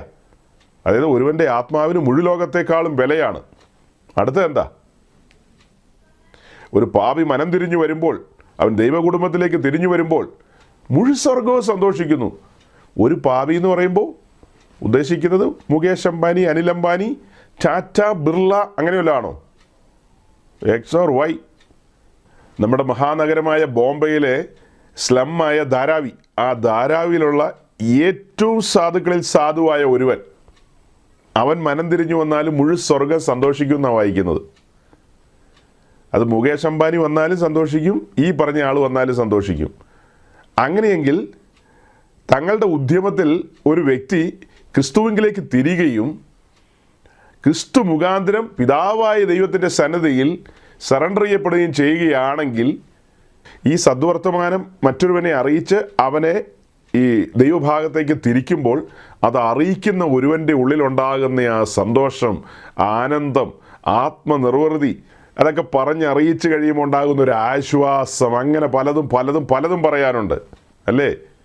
നിത്യനാശത്തിലേക്ക് പോകുന്ന, ഭയാനകമായ ന്യായവിധിയിലേക്ക് പോകുന്ന ഒരുവനെ തിരിച്ചുവിടാൻ കഴിഞ്ഞു എന്ന് പറയുന്നത്, അത് ഇപ്പോൾ അതിൻ്റെ ഗൗരവം നമുക്ക് മനസ്സിലാകില്ല. അത് കർത്താവിൻ്റെ സിംഹാസനത്തിന് മുമ്പാകെ നിൽക്കുമ്പോഴാണ് ആ മനുഷ്യൻ ഒരു പക്ഷേ നമ്മൾ അറിയിച്ച സുവിശേഷപ്രകാരം രക്ഷയിൽ വന്നയാളായിരിക്കാം. സംതൃപ്തി ഒക്കെ ഞാൻ പറഞ്ഞു. അപ്പോൾ അങ്ങനെ കടന്നു വന്ന ആ വ്യക്തി ദൈവസന്നിധാനത്തെങ്കിൽ നിൽക്കുമ്പോൾ പിന്നത്തേതിൽ നമ്മളെ കാണുവാൻ ഇടയാകുകയാണെങ്കിൽ എങ്ങനെയായിരിക്കും നമ്മളോട് പെരുമാറുന്നത്? ഞാൻ ആ ധനവാന്റെ കൂട്ടത്തിൽ കീഴേ പാതാളത്തിൽ പോയി നൂഡിൽസൊക്കെ കഴിച്ച് എൻ്റെ ജീവിതം അവിടെ അവസാനിക്കേണ്ടതായിരുന്നു. എന്നാൽ കൃപയാൽ ഞാൻ രക്ഷപ്പെട്ടു. നീയാണതിന് കാരണക്കാരൻ. നീയാണ് എന്നോട് ആ സദ്വർത്തമാനം പറഞ്ഞത്. ഞാൻ എൻ്റെ മതത്തിൻ്റെ കൂതാശകളും വ്യർത്ഥമായ പാരമ്പര്യങ്ങളും അങ്ങനെയുള്ള കഥകളും മുത്തശ്ശിക്കഥകളും ഒക്കെ പാലിച്ചും അങ്ങനെയൊക്കെ പോയിക്കൊണ്ടിരുന്നയാളാണ്. എന്നാൽ നീ എന്നെ തട്ടി ഉണർത്തി. നീയാണ് എന്നോട് സുവിശേഷം പറഞ്ഞത്. എൻ്റെ കണ്ണുകൾ തുറക്കാൻ ഇടയായത് നീ പറഞ്ഞ സുവിശേഷ നിമിത്തമാണ്. എൻ്റെ ചിന്താമണ്ഡലം ഉണർന്നു. ഞാൻ ആ രക്ഷകനും കർത്താവുമായ യേശുക്രിസ്തുവിനെ കണ്ടെത്തി. ഇന്ന് നമ്മൾ ഒരുമിച്ച് ഈ പുതിയ ഭൂമിയിൽ ദൈവം ഒരുക്കിയ ആ മഹിമകളിലേക്ക് നമ്മൾ നടന്നു വന്നിരിക്കുകയാണ്. ചിലപ്പോൾ അങ്ങനെയൊക്കെ പറയുമായിരിക്കും. മലയാളത്തിലാണോ പറയുന്നത്, ഇനി അവിടുത്തെ ഭാഷ എന്താണെന്നൊന്നും എനിക്കറിയില്ല. എന്തായാലും അത് വേറൊരു മണ്ഡലം അല്ലേ? എന്തായാലും അത് വേറൊരു തലമാണ് ആ പുതിയ ഭൂമിയിലെ വാസം. ഈ പഴയ കാര്യങ്ങളൊക്കെ ഓർക്കുമെന്ന് ചോദിച്ചാൽ ഓർക്കാൻ സാധ്യതയുണ്ട്. മെമ്മറി ഒന്നും അടിച്ചൊന്നും പോകുന്നില്ലല്ലോ. മെമ്മറിയൊക്കെ ലൈവായിരിക്കും. എല്ലാ കാര്യങ്ങളും ഓർക്കും. അതിന് സൂചന നൽകുന്ന വാക്യങ്ങളും ഉണ്ട് നമ്മുടെ മുമ്പാകെ. എനിവേ, ഞാൻ പറഞ്ഞു വരുന്നത്, ആ ചോദ്യം, നിങ്ങൾ രക്ഷിക്കപ്പെട്ടോ എന്നുള്ള ആ ചോദ്യം, അത് കേൾക്കുമ്പോൾ ഇത്രമേൽ അലോസരപ്പെടേണ്ട കാര്യമില്ല. അതിനകത്ത് ഗൗരവമുണ്ട്. കാര്യമാത്ര പ്രസക്തമായ കാര്യമാണത്. ഇങ്ങനെയൊരു ചോദ്യം ചോദിക്കാൻ നമ്മളെപ്പോലെയുള്ളവരെ പ്രേരിപ്പിക്കുന്നതിൻ്റെ ഒരു ഘടകം എന്താ? നിക്കിയ വിശ്വാസ പ്രമാണത്തിലെ അവസാന ഖണ്ഡികയിലൂടെ പറയുന്നത് പാപമോചനത്തിനുള്ള മാമോദീസ ഒന്ന് മാത്രമെന്നാണ്. അതായത് പാപമോചനത്തിന് മാമോദീസയാണ് ദൈവം വെച്ച വ്യവസ്ഥ എന്നുള്ളതാണ് ആ പാരഗ്രാഫിലൂടെ ഈ വിശദീകരിക്കുന്നത്. ശരിക്കും അതാണോ ബൈബിൾ പഠിപ്പിക്കുന്നത്? പാപമോചനത്തിനുള്ള ദൈവത്തിൻ്റെ പദ്ധതി എന്ന് പറയുന്നത് മാമോദീസയാണോ? മാമോദീസ ഏൽക്കുന്ന കുഞ്ഞ് ആ മാമോദീസായാൽ ആ മതത്തിലേക്ക് ചേരുന്നു. ഓർത്തഡോക്സ് മതത്തിലേക്ക് അല്ലെങ്കിൽ കത്തോലിക്ക മതത്തിലേക്ക്, ഏത് മതമാണോ ആ മതത്തിലേക്ക് ചേരുന്നു. അത്രമാത്രം. രക്ഷയുമായി ബന്ധപ്പെടുത്തി ഇതെങ്ങനെ ചിന്തിക്കാൻ പറ്റും? കഴിഞ്ഞ ദിവസങ്ങളിൽ പറഞ്ഞതാണ്, പക്ഷെ ഞാനൊന്നുകൂടെ റിപ്പീറ്റ് ചെയ്യുകയാണ്. ഇവിടെ വേറൊരു ചോദ്യം വരാം. അപ്പോൾ 8-ാം നാളിൽ പരിച്ഛേദന ഏൽക്കുന്ന കുഞ്ഞ് ആ കുഞ്ഞിനോട് ചോദിച്ചിട്ടാണോ അതിനെ പരിച്ഛേദന ഏൽപ്പിക്കുന്നത് എന്നൊരു ചോദ്യം വരാം. ആ ചോദ്യത്തിന് നമ്മൾ ഉത്തരം പറഞ്ഞതാണ്, എങ്കിലും ഒന്നുകൂടെ പറയാണ് ഈ ഭാഗം ഇങ്ങനെ വിശദീകരിക്കുന്നതുകൊണ്ട്. അതായത് ആ കുഞ്ഞ് രക്ഷയിലേക്ക് പ്രവേശിക്കുന്ന ഒരു ചടങ്ങല്ല പരിച്ഛേദന എന്ന് പറയുന്നത്. ആ കുഞ്ഞ് രക്ഷയിലേക്ക് പ്രവേശിക്കുന്നതല്ല. അതായത് ആ കുഞ്ഞിൻ്റെ പിതാവായ അബ്രഹാമും ദൈവവും തമ്മിലുള്ള ഒരു ഉടമ്പടി ബന്ധമുണ്ട്. ആ ഉടമ്പടി ബന്ധം സ്ഥാപിക്കുന്നത് പരിച്ഛേദനയിലാണ്. അത് അബ്രഹാമിൻ്റെ തലമുറയിൽ അവരുടെ ശരീരത്തിൽ അതൊരു അടയാളമായിരിക്കണം. അങ്ങനെയാണ് അബ്രഹാമിൻ്റെ സന്തതി എന്ന വിളിപ്പേര് ലഭിക്കുകയുള്ളൂ. അബ്രഹാമിൻ്റെ അനുഗ്രഹങ്ങളും വാഗ്ദത്തങ്ങളും അങ്ങനെയെങ്കിലേ ലഭിക്കുകയുള്ളൂ. അതുകൊണ്ടാണ് ആ ഉടമ്പടിയിലേക്ക് അവരുടെ തലമുറകളെ കൊണ്ടുവരുന്നത്. അത് രക്ഷയുമായി ബന്ധപ്പെടുത്തിയല്ല സംസാരിക്കുന്നത്. പിന്നത്തേതിൽ അബ്രഹാമിൻ്റെ കൊച്ചുമക്കളായ ഇസ്രായേലിയർ മിസ്രൈമിൽ കടന്നു. മിസ്രൈമിൽ നിന്ന് അവർ ചെങ്കടൽ കടന്ന് മരുഭൂമി വഴിയായി വാഗ്ദത്ത ദേശത്തേക്ക് അഥവാ കനാനിലേക്ക് അവർ പ്രയാണം ചെയ്ത് നമുക്കറിയാം. മിസ്രൈമിൽ വെച്ച് അവരിൽ മുതിർന്നവരൊക്കെ പരിച്ഛേദനയേറ്റവരാണ്. എന്നാൽ ഈ മരുയാത്ര എന്ന് പറയുന്നത് ദീർഘമായിരുന്നു. ആ കാരണത്താൽ മരുഭൂമിയിൽ വെച്ച് ജനിച്ച കുഞ്ഞുങ്ങളുണ്ട്. 40 വർഷത്തെ യാത്ര എന്ന് പറയുമ്പോൾ യാത്ര ആരംഭിച്ച ആദ്യത്തെയോ രണ്ടാമത്തെയോ വർഷമൊക്കെ ഉണ്ടാകുന്ന കുഞ്ഞുങ്ങൾക്ക് 10, 38 വയസ്സ്, 39 വയസ്സ്, 40 വയസ്സ് ആ ഒരു പ്രായം വരുമല്ലോ. അങ്ങനെ മരുഭൂമി വെച്ച് ജനിക്കപ്പെട്ട കുഞ്ഞുങ്ങളെയെല്ലാം യോർദാൻ കടന്ന് വാഗ്ദത്ത ഭൂമിയിലേക്ക് പ്രവേശിച്ചപ്പോൾ ഗിൽഗാലിൽ വെച്ച് അവരെല്ലാം പരിച്ഛേദന ഏൽപ്പിച്ചു. ആ പരിച്ഛേദനയേറ്റവരെല്ലാം സ്വർഗത്തിൽ പോകുന്നു എന്നുള്ള അർത്ഥത്തിലല്ലല്ലോ പറയുന്നത്. അവരാ ദൈവിക ഉടമ്പടിയിലേക്ക് വന്നു, അബ്രഹാമുമായിട്ടുള്ള ആ കോവനൻ്റ്. അതുമാത്രമല്ല, അവർ മുൻപോട്ട് പ്രയാണം ചെയ്യുമ്പോൾ ഹോരേബിൽ വെച്ച് അവർക്ക് പ്രമാണം ലഭിക്കുന്നു. അതായത് ന്യായപ്രമാണം. ആ ന്യായപ്രമാണത്തിലെ 613 കൽപ്പനകളിൽ പ്രമാണങ്ങളിൽ ഒന്നാണ് പരിച്ഛേദന എന്ന് പറയുന്നത്. സർക്കംസിഷൻ, പരിച്ഛേദന. അത് ഇസ്രായേലിനും കൊടുക്കുകയാണ് പരിച്ഛേദന എന്നുള്ള കാര്യം. അതൊന്നുകൂടെ ഊട്ടി ഉറപ്പിക്കുകയാണ്. അബ്രഹാമിനോട് പറഞ്ഞ കാര്യം ഇവരോട് ഒന്നുകൂടെ ഊട്ടി ഉറപ്പിക്കുകയാണ്. അങ്ങനെ പരിച്ഛേദന ഏറ്റവരെല്ലാം സ്വർഗത്തിൽ പോകുന്നതല്ലോ ആ പഠിപ്പിക്കുന്നതിൻ്റെ അർത്ഥം. ന്യായപ്രമാണത്തിലെ എല്ലാ കാര്യങ്ങളും പാലിച്ച് ന്യായപ്രമാണ സംബന്ധിയായ സമാഗമന കൂടാരത്തിന് മുൻപിൽ അർപ്പിക്കുന്ന യാഗങ്ങൾ, പാപപരിഹാരത്തിനുള്ള യാഗങ്ങൾ, ആ യാഗങ്ങളെല്ലാം അർപ്പിച്ച് ആ ചട്ടങ്ങളും പ്രമാണങ്ങളും പാലിച്ച് അങ്ങനെ മുൻപോട്ട് പോകുമ്പോഴാണ് യാഗം കഴിച്ച് എന്നോട് ഉടമ്പടി ചെയ്ത എൻ്റെ ഭക്തന്മാരെ എൻ്റെ അടുക്കൽ കൂട്ടുവീൻ എന്നൊക്കെ പറയുന്നത്, സങ്കീർത്തനത്തിൽ പറയുന്നത്. അതല്ലാതെ പരിച്ഛേദനയേറ്റവരെല്ലാം എൻ്റെ അടുക്കൽ കൂട്ടുവീൻ എന്നൊന്നും പറയുന്നില്ല. പരിച്ഛേദനയേറ്റവരെ കൂട്ടണമെങ്കിൽ ഇസ്മായിലിനെയൊക്കെ കൂട്ടേണ്ടി വരും, കെത്തൂറയുടെ 6 മക്കളെയും കൂട്ടേണ്ടി വരും, യേശാവിനെ കൂട്ടേണ്ടി വരും, ഈ പുള്ളികളെല്ലാം കൂട്ടേണ്ടി വരും. ഇനി ലോത്തും മക്കളൊക്കെ ഇതൊക്കെ ചെയ്തോന്ന് തമ്പുരാൻ അറിയാം. അബ്രഹാമിൻ്റെ വീട്ടിൽ ഇങ്ങനെയൊക്കെ ചെയ്ത സ്ഥിതിക്ക് ഇരിക്കട്ടെ, നമ്മളും അങ്ങ് ചെയ്തേക്കാം എന്നുള്ള തീരുമാനത്തിൽ ഒരു അനുകരണത്തിന് പുള്ളി ശ്രമിച്ചോ എന്ന് നമുക്കറിയില്ല. ചിലപ്പോൾ ചെയ്ത് കാണുമായിരിക്കും, ഒരു പിടിയില്ല. എനിവേ, പരിച്ഛേദനയ്ക്ക് കുഞ്ഞിനെ വിധേയമാക്കുന്നത് അബ്രഹാമിൻ്റെ ഉടമ്പടിയുമായി ബന്ധപ്പെടുത്തി ആ ഒരു വംശത്തിൽ കുഞ്ഞ് മുന്നോട്ട് വരണം, വളർന്നു വരണം. അത്രയേ ഉള്ളൂ അതിൻ്റെ കാര്യം. അതേസമയം പൊതുനിയമത്തിലേക്ക് വരുമ്പോൾ രക്ഷയെക്കുറിച്ച് വളരെ വിശാലമായ ബോധ്യങ്ങളാണ് ലഭിക്കുന്നത്. രക്ഷയെക്കുറിച്ച് തുറന്ന ബോധ്യങ്ങൾ നമുക്ക് ലഭിക്കുകയാണ്. അതിനല്ലേ ഈ കാണായ ലേഖനങ്ങൾ മുഴുവൻ എഴുതി തന്നിരിക്കുന്നത്. 4 സുവിശേഷങ്ങൾ, പിന്നത്തേതിൽ പരിശുദ്ധാത്മാവിൻ്റെ പ്രവർത്തനങ്ങൾ, ചലനങ്ങൾ നടന്ന അപ്പോസ്തല പ്രവൃത്തി എന്ന് പറയുന്ന പുസ്തകം. അത് കഴിഞ്ഞ് സഭകൾ സ്ഥാപിതമായതിനു ശേഷം സഭകൾക്ക് കൊടുക്കുന്ന മാർഗനിർദ്ദേശങ്ങളെല്ലാം ഉൾക്കൊള്ളുന്ന പുതിയ നിയമത്തിലെ ലേഖനങ്ങൾക്ക് ഒടുവിലേക്ക് വരുമ്പോൾ കാതോലികമായ ലേഖനങ്ങൾ പിന്നെ കിടക്കുകയാണ്. യാക്കോബിൻ്റെ ലേഖനം, പത്രോസിൻ്റെ ലേഖനം, അങ്ങനെയുള്ള ലേഖനങ്ങളൊക്കെ പിന്നെ വരികയാണ്. അപ്പോൾ ഇതെല്ലാം കൂടെ ചേർത്ത് വെച്ച് നമ്മൾ പഠിക്കുമ്പോൾ വളരെ കൃത്യതയോടുകൂടി ഒരു പഠനം നമ്മുടെ മുമ്പിൽ വരികയാണ്. രക്ഷ എന്ന് പറയുന്നത് ഗലാത്യ ലേഖനം 3-ാം അധ്യായം 26-ാം വാക്യം വായിച്ചേ. Galatians chapter 3 verse 26. ക്രിസ്തുയേശുവിലെ വിശ്വാസത്താൽ നിങ്ങളെല്ലാവരും ദൈവത്തിന്റെ മക്കളാകുന്നു. ക്രിസ്തുയേശുവിലെ വിശ്വാസത്താൽ നിങ്ങളെല്ലാം ദൈവത്തിൻ്റെ മക്കളാകുന്നു. 26-ാം വാക്യം. 26-ാം വാക്യത്തോട് ചേർന്നുള്ള 27-ാം വാക്യത്തിലും കൂടെ നിങ്ങളുടെ കണ്ണൊന്ന് ഉടക്കണം. 26-ാം വാക്യത്തിൽ വിശ്വാസത്താലുള്ള നീതീകരണം, ക്രിസ്തുയേശുവിലെ വിശ്വാസത്താൽ അവിടെ ചൊരിയപ്പെട്ട രക്തത്തിൽ ആശ്രയിച്ചുകൊണ്ട് ആ രക്തം എൻ്റെ പാപത്തിൻ്റെ പരിഹാരത്തിന് മതിയായതെന്ന് ഞാൻ വിശ്വസിച്ചുകൊണ്ട് ദൈവസന്നിധിയിൽ സറണ്ടർ ചെയ്യുമ്പോൾ എനിക്കൊരു ദൈവവൈതലായി തീരാൻ കഴിയും. എൻ്റെ കടുംചുവപ്പായ പാപത്തെയല്ല ഹിമം പോലെ വെളുപ്പിക്കും ആ രക്തം. അതാണ് അതിൻ്റെ സൂചന. എന്നിട്ട് 27-ാം വാക്യത്തിൽ എന്താ പറയുന്നത്? ക്രിസ്തുവിനോട് ചേരുവാൻ സ്നാനമേറ്റിരിക്കുന്ന നിങ്ങളെല്ലാവരും ക്രിസ്തുവിനെ ധരിച്ചിരിക്കുന്നു. ഈ 2 വാക്യങ്ങളും ചേർത്ത് എഴുതി വെച്ചിരിക്കുന്നതിൻ്റെ പ്രത്യേകത മനസ്സിലായോ? 26-ാം വാക്യത്തിൽ വിശ്വാസത്താലുള്ള നീതീകരണം, 27-ാം വാക്യത്തിൽ നീതീകരിച്ചവനോട് ചേരുന്ന സ്നാനത്തിൻ്റെ കാര്യം. ഇങ്ങനെ എത്രയോ ഭാഗങ്ങളിലാണ് പരിശുദ്ധാത്മാവ് അടുക്കും ചിട്ടയുമായിട്ട് കാര്യങ്ങൾ ചെയ്തു വെച്ചിരിക്കുന്നത്. പുതിയ നിയമ സഭയുടെ പാറ്റേണാണ് ആ 2 വാക്യം. മാതൃക, അതാർക്കും മാറ്റാൻ കഴിയാത്ത മാതൃകയാണ്. വിശ്വാസത്താൽ നീതീകരിക്കപ്പെടുന്നു. നീതീകരിക്കപ്പെട്ടവൻ വിശ്വാസ സ്നാനത്തിനിറങ്ങുന്നു. ഈ വാക്യങ്ങളൊക്കെ നിങ്ങൾ നോട്ട് ചെയ്യണം നിശ്ചയമായും. കാരണം അനവധി ചോദ്യങ്ങൾ വരാം. ചോദ്യങ്ങൾക്കൊക്കെ മറുപടി കൊടുക്കുമ്പോൾ ഇങ്ങനെയുള്ള വാക്യങ്ങളൊക്കെ വെച്ച് നമ്മളോട് ചോദിക്കുന്നവർക്ക് നല്ല ബോധ്യങ്ങളെ കൊടുക്കണം. 26-ാം വാക്യത്തിൽ കണ്ടില്ലേ? ക്രിസ്തുയേശുവിലുള്ള വിശ്വാസത്താൽ നിങ്ങളെല്ലാവരും ദൈവത്തിൻ്റെ മക്കളായിത്തീരുന്നു. അവിടെ നമ്മുടെ പ്രിയപ്പെട്ട അച്ഛൻ മാത്രമല്ല, സകല അച്ഛന്മാരും ഒബ്ജക്ഷനായിട്ട് വരും. കാരണം ഇത് ഗലാത്യ ലേഖനമാണ്. ഈ ഗലാത്യ ലേഖനം ആദ്യമായി വിശ്വാസത്തിൽ വന്ന ആളുകൾക്ക് എഴുതിയ ലേഖനമാണ്. ഇത് അവർക്കുള്ള ലേഖനമാണ്, അല്ലാതെ ഇത് നമുക്കുള്ളതല്ല. ഇത് ഡയറക്റ്റ് നമുക്കുള്ള ലേഖനമല്ല. ആദ്യമായി ക്രിസ്തീയ വിശ്വാസത്തിൽ വന്നവരോട് സംസാരിക്കുന്ന വാക്യങ്ങളാണ്. ഇത് എല്ലാവർക്കും ബാധകമല്ല. ഇതാണ് അവർ പറയാൻ പോകുന്ന ഒബ്ജക്ഷൻ. അപ്പോൾ ആദ്യമായിട്ട് വരുന്നവരെല്ലാം വിശ്വാസത്താൽ നീതീകരിക്കപ്പെട്ട് വിശ്വാസ സ്നാനമൊക്കെ എടുത്ത് വന്നാൽ മതി. അങ്ങനെ വരുന്നവർക്ക് പിന്നീട് പിള്ളേരുണ്ടാവും.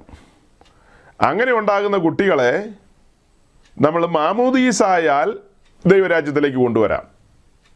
ഈ വാക്യങ്ങൾ ആ കുട്ടികൾക്ക് ബാധകമല്ല.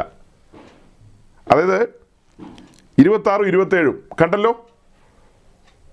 പിന്നത്തേതിൽ ഈ എപ്പിസ്കോപ്പൽ സംഭവങ്ങൾ ഇത് തിരിച്ചിട്ടു, ഇത് ഉൾട്ടായാക്കി. എങ്ങനെ ഉൾട്ടായാക്കി? ആദ്യം 27-ാം വാക്യം ഇട്ടു, രണ്ടാമത് 26-ാം വാക്യം ഇട്ടു. എന്നുവെച്ചാൽ ആദ്യം കുഞ്ഞിന് മാമോദീസ കൊടുക്കുന്നു, പ്രവൃത്തിയാലുള്ള രക്ഷ. മാമോദീസ എന്ന് പറയുന്നത് എന്താ? ഒരു പ്രവൃത്തിയാണ്. എല്ലാവരും കൂടെ ഒരു മാമോദീസ തൊട്ടിയുടെ അവിടെ വരുന്നു.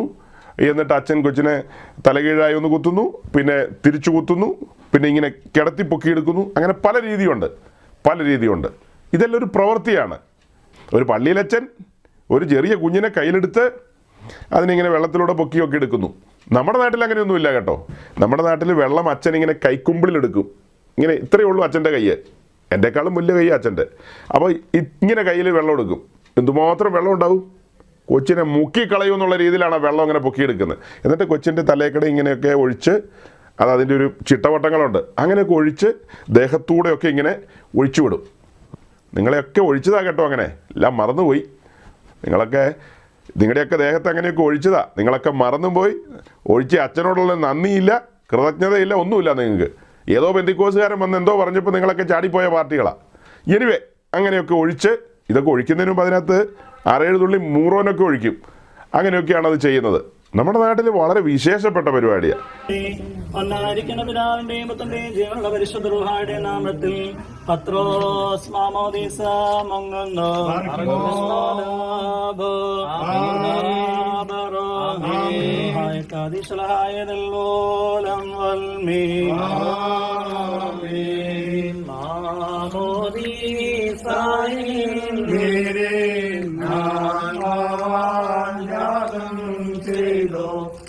നമ്മുടെ നാട്ടിൽ വളരെ വിശേഷപ്പെട്ട രീതിയിൽ ഇതൊക്കെ ചെയ്യുന്നത്.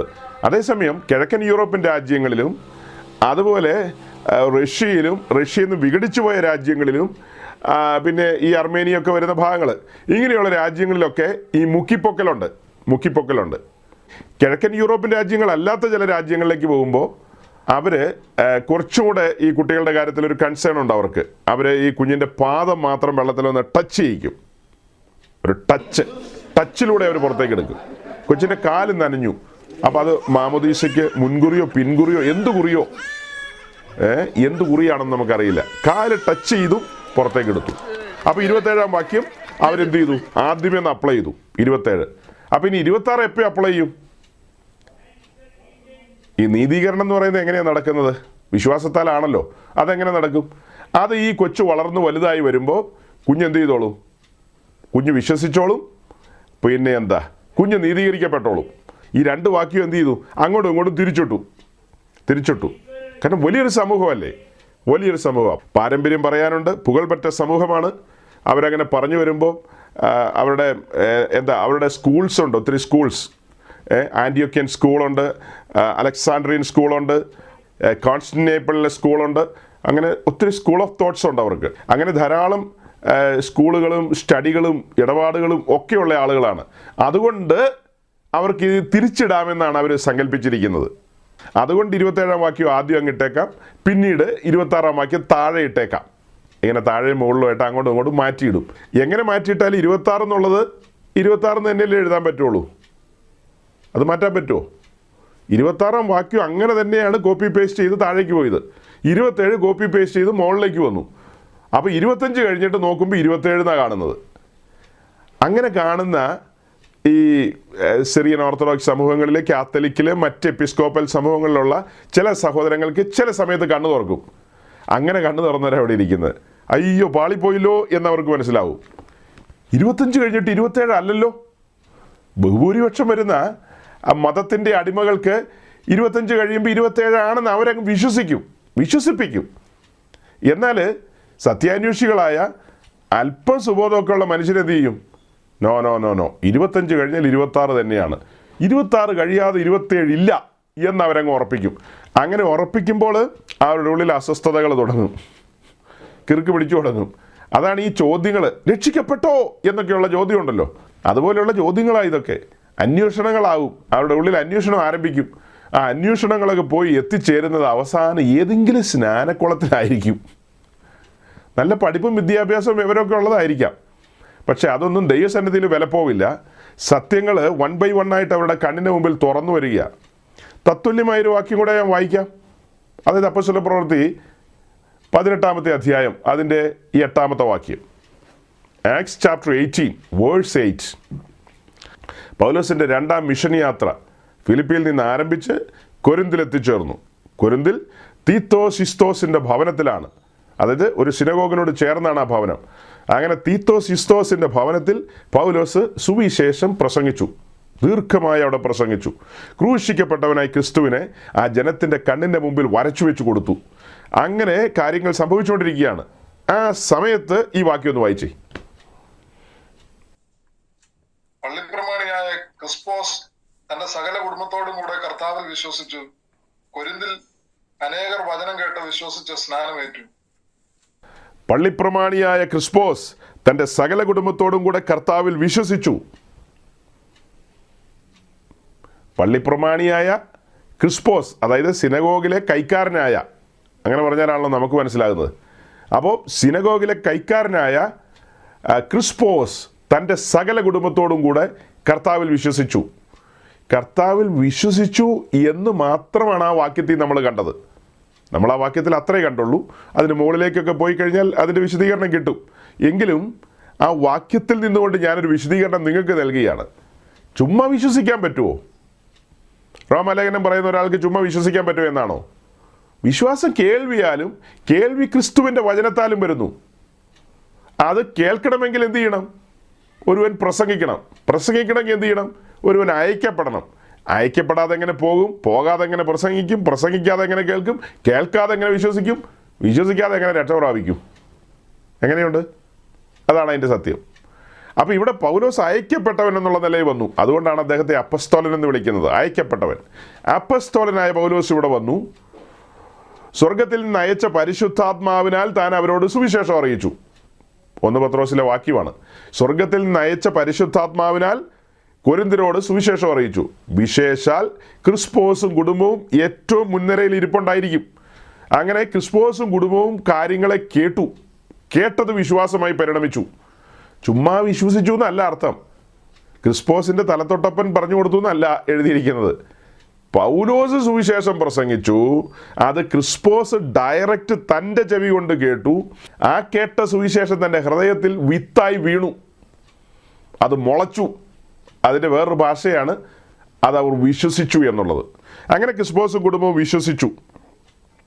അവർ മാത്രമല്ല, അവരുടെ ബന്ധുക്കൾ, ചാർച്ചക്കാർ, അയൽവാസികളൊക്കെയായ കൊരിന്ത്യരിലെ അനേകർ വചനം കേട്ട് വിശ്വസിച്ചു. അങ്ങനെ കൊരിന്ത്യരിൽ അനേകർ വചനം കേട്ടു.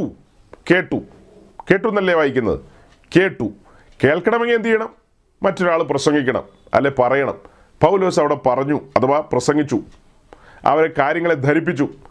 അവരത് കേട്ടു, കേട്ടത് ഏറ്റെടുത്തു, അല്ലെങ്കിൽ കേട്ടത് കൈക്കൊണ്ടു. അങ്ങനെ ഒരു വാക്യമുണ്ട്, കേട്ടത് കൈക്കൊണ്ടു. അവനെ കൈക്കൊണ്ട് അവൻ്റെ നാമത്തിൽ വിശ്വസിക്കുന്ന ഏവർക്കും ദൈവമക്കളാകുവാൻ അവകാശം കൊടുത്തു, അധികാരം കൊടുത്തു എന്നാണ് യോഹന്നാൻ പറയുന്നത്. യോഹന്നാൻ്റെ സുവിശേഷം 1-ാം അധ്യായത്തിലെ ആ വാക്യത്തെക്കുറിച്ച് നമ്മുടെ എപ്പിസ്കോപ്പൽ സമൂഹങ്ങളിലെ സഹോദരങ്ങൾ പറയുന്നത് എന്താ? അത് ആദ്യമായിട്ട് കേൾക്കുന്നവർക്ക് വേണ്ടി മാത്രമുള്ള വാക്യമാണ്. ഫസ്റ്റ് സെഞ്ച്വറിയിലെ സഭയിൽ കടന്നു വന്ന ആദിമ വിശ്വാസികൾക്കുള്ള വാക്യം, മലയാളക്കരയിൽ ആദ്യമായി സുവിശേഷം കേട്ട് വന്നവർക്കുള്ള വാക്യം, അതായത് തോമസ് ലീഗയുടെ കാലത്ത്. പിന്നെ അങ്ങനെ ലോകത്തിലെ ഓരോ രാജ്യങ്ങളിലും അതാത് അപ്പോസ്തലന്മാർ കടന്നു ചെന്ന് സുവിശേഷം അറിയിച്ചു. ആദ്യം കേട്ടവർക്കുള്ള വാക്യമാണ്, അവനെ കൈക്കൊണ്ട് അവൻ്റെ നാമത്തിൽ വിശ്വസിക്കുന്ന ഏവർക്കും ദൈവമക്കളാകുവാൻ അവകാശം കൊടുത്തു. പിന്നെയോ, പിന്നെ അവർക്കുണ്ടാകുന്ന മക്കളെ മാമോദീസായാൽ ദൈവരാജ്യത്തിലേക്ക് പ്രവേശിപ്പിക്കുന്നു. അങ്ങനെ പ്രവേശിച്ചു കഴിഞ്ഞാൽ അവർ ഓട്ടോമാറ്റിക്കലി അത് കൈക്കൊണ്ടതുപോലെ അങ്ങ് പരിഗണിക്കും. കൈക്കൊണ്ടതുപോലെ കേൾക്കുകയോ കേട്ട് വിശ്വസിക്കുകയോ അങ്ങനെ കൈക്കൊള്ളുകയോ അതിൻ്റെ ഒന്നും ആവശ്യമില്ല. കുഞ്ഞിനു വേണ്ടി മാതാപിതാക്കൾ കേട്ടിട്ടുണ്ടല്ലോ. കുഞ്ഞിനു വേണ്ടി തലത്തൊട്ടൊപ്പം കേട്ടിട്ടുണ്ടല്ലോ. അവരെല്ലാം കൂടി ഈ കുഞ്ഞിൻ്റെ രക്ഷ ഭദ്രമാക്കും. എല്ലാം കൂടി ഭദ്രമാക്കും. പിന്നെ സ്വന്തക്കാർ ബന്ധുക്കളെല്ലാം വന്നിട്ടുണ്ടല്ലോ അവിടെ, അവരെല്ലാം സാക്ഷി നിൽക്കുകയല്ലേ. അപ്പോൾ ഉറപ്പായിട്ടും കുഞ്ഞ് ദൈവരാജ്യത്തിൽ കയറിയിരിക്കും. 56-ാം ദിവസം കുഞ്ഞ് ദൈവരാജ്യത്തിൽ എത്തിയിരിക്കും. കളിയാക്കുന്നൊന്നും അല്ല കേട്ടോ. ഈ വചനങ്ങളൊക്കെ മുമ്പിൽ നിൽക്കുമ്പോൾ എനിക്ക് ചിരിയും സഹതാപവും മറ്റു പലതും വരുന്നുണ്ട്. കാരണം എഴുതപ്പെട്ട വചനങ്ങളെയല്ലേ മറിക്കുന്നത്. അവനെ കൈക്കൊണ്ട് എന്ന് പറയുമ്പോൾ ആരെയാ? മനുഷ്യപുത്രൻ ഈ ഭൂമിയിലേക്ക് വന്നത് സകല പാപികളെയും വീണ്ടെടുക്കാൻ വേണ്ടിയാണ്.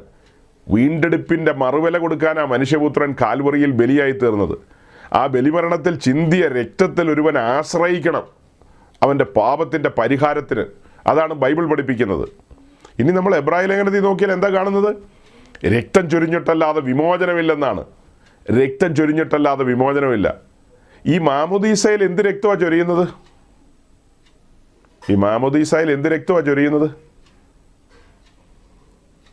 മാമോദീസായിലേ എന്ത് രക്തം അവിടെ ചൊരിയുന്നത്? അച്ഛൻ അവിടെ എന്തെങ്കിലും രക്തം ഒഴിക്കുന്നുണ്ടോ? അതുമായി ബന്ധപ്പെട്ട എന്തെങ്കിലും കാര്യമുണ്ടോ? ആകെയുള്ള കാര്യം എന്താ? കുഞ്ഞിനെ മാമോദീസ തൊട്ടിയുടെ മുമ്പിലേക്ക് കൊണ്ടുവരുന്നതിന് മുമ്പ് അച്ഛൻ മാമോദീസ തൊട്ടിയുടെ മുമ്പിൽ കൈകൊണ്ട് ഇങ്ങനെ ഒരു സ്ലീബ ചിഹ്നം വരച്ചു. സ്ലീബായുടെ ചിഹ്നം വരച്ചു കഴിഞ്ഞാൽ രക്ഷയാവുമോ? അത് കഴിഞ്ഞ് കുഞ്ഞിനെയും മാമോദീസ തൊട്ടിയുടെ നേരെ കൊണ്ടുവന്ന് കുഞ്ഞിൻ്റെ നേരെയും ഒരു സ്ലീബായുടെ ചിഹ്നം വരച്ചു. ഉടനെ കുഞ്ഞ് രക്ഷിക്കപ്പെടുകയാണോ? ഈ ഒരു പ്രക്രിയയിൽ കുഞ്ഞ് രക്ഷിക്കപ്പെടുകയാണോ? സഹോദരങ്ങളെ, വിദ്യാസമ്പന്നരായ ആളുകൾ ചിന്തിക്കുന്നില്ലല്ലോ എന്ന് ഓർക്കുമ്പോൾ സങ്കടം. വിദ്യാസമ്പന്നരായ ആളുകൾ ആ കുഞ്ഞിൻ്റെ ജീവിതത്തിൽ യാതൊന്നും സംഭവിക്കുന്നില്ല. അവിടെ ആ കുഞ്ഞ് അറിയുന്ന പോലുമില്ല. അതെങ്ങനെയാണ് നമ്മൾ പറയുന്നത്? നമ്മളെല്ലാം കുഞ്ഞല്ലായിരുന്നോ? അല്ലാതെ ഇങ്ങനെയാണോ അങ്ങ് ചാടി വന്നത്? നമ്മളെല്ലാം കുഞ്ഞായിരുന്നു. നമ്മളെല്ലാം ഈ പ്രക്രിയയിലൂടെ നടത്തിയതാ. ഒരു നേരിയ ഓർമ്മ പോലും നമുക്കില്ല. നേരിയ ഓർമ്മ പോലും. നിങ്ങൾക്ക് ആരെങ്കിലും അങ്ങനെ ഒരു ഓർമ്മയുണ്ടോ? എനിക്കതിനെ നവീന് കാണുമായിരിക്കും ആ ദിവസത്തെ ആ ചടങ്ങുകളെക്കുറിച്ച്. നേരിയ ഒരു ഓർമ്മ ഉണ്ടോ നവീനെ? എനിക്കൊട്ടുമില്ല. നവീൻ ഉണ്ടെന്നല്ലേ പറഞ്ഞേ? ഉണ്ടെന്നോ ഇല്ലെന്നോ പറഞ്ഞേ? ഒരു ചെറിയ ഓർമ്മ പോലും ഇല്ല കേട്ടോ. ഒരു സത്യക്രിസ്ത്യാനി പറയുന്ന കേട്ടോ, ഒരു ചെറിയ ഓർമ്മ പോലും പുള്ളിക്കില്ല. ഇവിടെ കൂടിയിരിക്കുന്ന പലരോടും ചോദിച്ചു, ആർക്കും ഒരു ഓർമ്മയില്ല, യാതൊരു ഓർമ്മയില്ല. ഇപ്പം നമ്മുടെ ജീവിതത്തിൽ എന്തോ സംഭവിച്ചു എന്ന് മറ്റുള്ളവർ പറയുന്നുണ്ട് അല്ലേ? ഈ വണ്ടി ആക്സിഡൻ്റൊക്കെ സംഭവിച്ചു കഴിയുമ്പോൾ ആളുകൾക്ക് ഒരു ഓർമ്മയൊക്കെ പോകും, ഒരു ബോധമൊക്കെ പോകും. അത് കഴിഞ്ഞ് പിന്നീട് ഹോസ്പിറ്റലിൽ നിന്നൊക്കെ തിരിച്ചു വന്നു കഴിയുമ്പോൾ മറ്റുള്ളവർ പറയും, ഭയങ്കര ആക്സിഡൻ്റ് ആയിരുന്നു കേട്ടോ, ഞങ്ങളങ്ങനെ ഇങ്ങനെ എടുത്തുകൊണ്ട് പോവുകയായിരുന്നു, അങ്ങനെയായിരുന്നു ഇങ്ങനെയായിരുന്നു എന്നൊക്കെ പറയും. ഭയങ്കരം, ഞാനൊന്നും അറിഞ്ഞില്ലെന്ന് പറയും അവർ. അതുപോലെയല്ല രക്ഷ അറിഞ്ഞാണ് അവനെ കൈക്കൊള്ളേണ്ടത്. നിങ്ങൾ അറിഞ്ഞെൻ്റെ സാക്ഷികളാകണമെന്നുള്ളതാണ്. അവനെ അറിയണം, അവനെ അനുഭവിക്കാനുള്ളതാണ്. അറിഞ്ഞല്ലേ കൈക്കൊള്ളാൻ പറ്റൂ. പലസ്തീനായിൽ ധാരാളം യേശുമാരുണ്ട്. അവിടെ ബറയേശു ഉണ്ട്, ആ യേശു ഉണ്ട്, ഈ യേശു ഉണ്ട്, ഒത്തിരി യേശു ഉണ്ട്. അതുപോലെയാണോ നസറായനായ യേശുവിനെ കൈക്കൊള്ളണം, അവനെ കൈക്കൊണ്ടവൻ്റെ നാമത്തിൽ വിശ്വസിക്കുന്ന ഏവർക്കും. ഞാൻ കാരാഗ്രഹ പ്രമാണിയുടെ വീട്ടിലേക്കൊന്ന് പോവുക. അപ്പോസ്തലപ്രവൃത്തി 16:30-31 ഒന്ന് വായിച്ചേ. അവരെ പുറത്തു കൊണ്ടുവന്നു.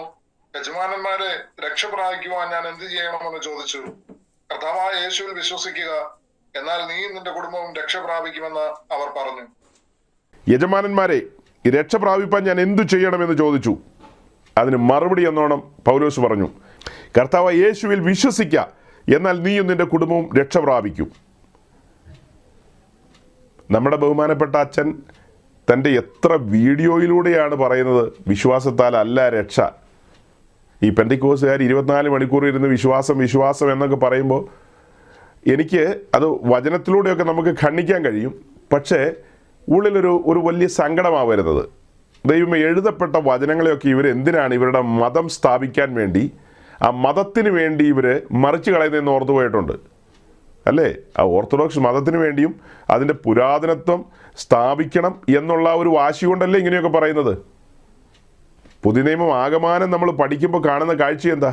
വിശ്വാസത്താലുള്ള നീതീകരണമല്ലേ? വാക്യങ്ങൾ അനവധിയല്ലേ നമ്മുടെ മുമ്പിലുള്ളത്? രക്ഷിക്കപ്പെടുന്നവരെ ദിനംപ്രതി സഭയോട് ചേർത്തു. അത് അപ്പോസ്തലപ്രവൃത്തി 2-ാം അധ്യായത്തിലല്ലേ എഴുതിയിരിക്കുന്നത്. ആ അച്ഛൻ, അതായത് മറ്റൊരു ചെറിയ അച്ഛൻ, ഒരു കൊച്ചച്ഛൻ, ആ കൊച്ചച്ഛൻ ആ വാക്യം വായിക്കുമ്പോൾ ദേഷ്യം തോന്നും. രക്ഷിക്കപ്പെടുന്നവരെ ദിനംപ്രതി സഭയോട് ചേർക്കുന്നു എന്നൊക്കെ പറഞ്ഞു കഴിഞ്ഞാൽ ഈ രക്ഷിക്കപ്പെടുക എന്നുള്ള പദം തന്നെ ഒരു വല്ലാത്ത പദമാണല്ലോ അവർക്ക്. എല്ലാ കാലത്തും എല്ലാ സമയത്തും അങ്ങനെ തന്നെയാണെന്നേ. സഭ ആരംഭിച്ച ആദ്യ നൂറ്റാണ്ട് മുതൽ 21-ാം നൂറ്റാണ്ട് വരെ ചരിത്രം പഠിക്കുമ്പോൾ ഏതൊരു പാപിയായവനും ക്രിസ്തുയേശുവിലെ വിശ്വാസം മൂലം ദൈവരാജ്യത്തിലേക്ക് പ്രവേശിക്കുന്നു, അഥവാ ദൈവസഭയുടെ ഭാഗമാകുന്നു. രക്ഷിക്കപ്പെടുന്നവൻ ദൈവസഭയുടെ ഭാഗമാകുന്നു. ഞാൻ രക്ഷിക്കപ്പെട്ട വ്യക്തിയാണ്. ഞാൻ ദൈവസഭയുടെ പണിയുടെ ഭാഗമായി തീർന്നിരിക്കുകയാണ്. ആ പണി നടന്നുകൊണ്ടിരിക്കുകയാണ്. എൻ്റെ മകനും പിന്നത്തേതിൽ രക്ഷിക്കപ്പെട്ടു. ഞാൻ രക്ഷിക്കപ്പെട്ടതിൻ്റെ പേരിൽ അവൻ രക്ഷിക്കപ്പെടുമോ? ഞാൻ അനുഭവിച്ച രക്ഷ വ്യക്തിപരമായ സഹോദരങ്ങളെ. ആ രക്ഷയാൽ എൻ്റെ രക്ഷ ഉറപ്പിക്കപ്പെട്ടു. അത് എൻ്റെ ബോധ്യമാണ്. എൻ്റെ മകനും രക്ഷയിലേക്ക് വരണമെങ്കിൽ, അവൻ്റെ പേര് ജീവപുസ്തകത്തിൽ എഴുതണമെങ്കിൽ രക്തം ചൊരിഞ്ഞിട്ടല്ലാതെ വിമോചനമില്ലെന്നേ. മാമുദീസായിലല്ല രക്ഷ. ഞാൻ കാതലായ ഒരു കാര്യത്തിലേക്ക് വരിക. നമ്മളുടെ ഈ മെസ്സേജുകൾ നമ്മൾ റെക്കോർഡ് ചെയ്യുന്നുണ്ട്. റെക്കോർഡ് ചെയ്യുന്ന മെസ്സേജുകൾ പിന്നത്തേതിൽ യൂട്യൂബിലൊക്കെ നമ്മൾ അപ്ലോഡ് ചെയ്യാറുണ്ട്. ധാരാളം സഹോദരങ്ങൾ അവിടെ കേൾക്കാൻ വരാറുണ്ട്. അതിതീവ്ര, അതായത് അൾട്രാ ഓർത്തഡോക്സുകാരായ സഹോദരങ്ങൾ അവിടെ വന്ന് ഭയങ്കരമായ കമൻറ്റുകളൊക്കെ എഴുതും. ഭയങ്കരമായ കമൻറ്റുകൾ. ആ കമൻറ്റുകളിൽ നമ്മളെ അങ്ങ് പരാജയപ്പെടുത്തി തോൽപ്പിച്ചു എന്നുള്ള രീതിയിൽ അവരങ്ങനെ സന്തോഷിച്ചങ്ങ് നടന്നു പോകുന്ന കാഴ്ച പോലും നമുക്ക് കമൻറ്റ് ചെയ്ത് നോക്കിയാൽ കാണാം. എന്താ അവരുടെ കമൻറ്റ്? പെന്തിക്കോസുകാർ ആളുകളെ കലക്കവെള്ളത്തിലിട്ട് സ്വർഗത്തിൽ കൊണ്ടുപോകുന്ന പറയുന്നതെന്ന്. സ്നാനത്തിലൂടെ അല്ല രക്ഷ എന്നൊക്കെ. എത്ര മെസ്സേജുകളാണ് നമ്മുടെ യൂട്യൂബിൽ കിടക്കുന്നത്. ഒരെണ്ണത്തിൻ്റെ മുറിയെങ്കിലും ഒന്ന് കേൾക്കുകയായിരുന്നെങ്കിൽ, കേട്ടിട്ടൊരു കമൻറ്റ് എഴുതുകയായിരുന്നെങ്കിൽ. സ്നാനത്തിലൂടെയാണ് ഒരുവന് രക്ഷ ലഭിക്കുന്നതെന്ന് പഠിപ്പിക്കുന്നവരാണോ നമ്മളതിനെതിരെ പ്രസംഗിക്കുന്നവരല്ലേ? അതിനുള്ള പ്രസംഗമല്ലേ ഇപ്പോഴും പ്രസംഗിച്ചത്, കഴിഞ്ഞ നാളുകളിലെല്ലാം പ്രസംഗിച്ചത്. മാമുദീസായിൽ അല്ല രക്ഷ. കുഞ്ഞിനെയാകട്ടെ വലിയവരെയാകട്ടെ ആരെയാകട്ടെ മാമുദീസ മുക്കിയതുകൊണ്ട് രക്ഷ ലഭിക്കില്ല. രക്ഷ ലഭിക്കണമെങ്കിൽ യേശുക്രിസ്തുവിന്റെ രക്തം ഹൃദയങ്ങളിൽ തളിക്കപ്പെടണം. 1 പത്രോസ് 1-ാം അധ്യായത്തിന്റെ 1-2 വാക്യം. ആ വാക്യം സകല അൾട്രാ ഓർത്തഡോക്സുകാരും വായിച്ചു നോക്കുക. യേശുക്രിസ്തുവിന്റെ രക്തം ഹൃദയങ്ങളിൽ തളിക്കപ്പെട്ട പരദേശികളായ വിശുദ്ധന്മാർ, ചിതറിപ്പാർക്കുന്ന വിശുദ്ധന്മാർ, ആസിയിലും പൊന്തോസിലും ഗലാത്തിയിലും കപ്പദോക്കിയിലും ചിതറിപ്പാർക്കുന്ന പരദേശികളായ ഭക്തന്മാർ, വിശുദ്ധന്മാർ, വ്രതന്മാർ, അവരുടെ ഹൃദയങ്ങളിൽ രക്തം തളിക്കപ്പെട്ടിരിക്കുകയാണ്. കുഞ്ഞാടിൻ്റെ രക്തം. അതെപ്പോഴാണ് തളിച്ചത്? മാമുദീസായിലാണോ? ആ രക്ഷിക്കപ്പെടുമ്പോൾ ആ രക്തത്താലുള്ള ശുദ്ധീകരണം ലഭിക്കുകയല്ലേ? ശുദ്ധീകരണം ലഭിച്ചവനല്ലേ ക്രിസ്തുവിനോട് ചേരുവാൻ സ്നാനമേൽക്കുന്നത്.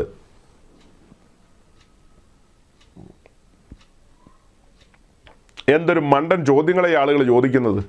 മാമോദീസായിൽ അല്ല രക്ഷ. രക്ഷ വിശ്വാസത്താലാണ് കരസ്ഥമാക്കേണ്ടത്.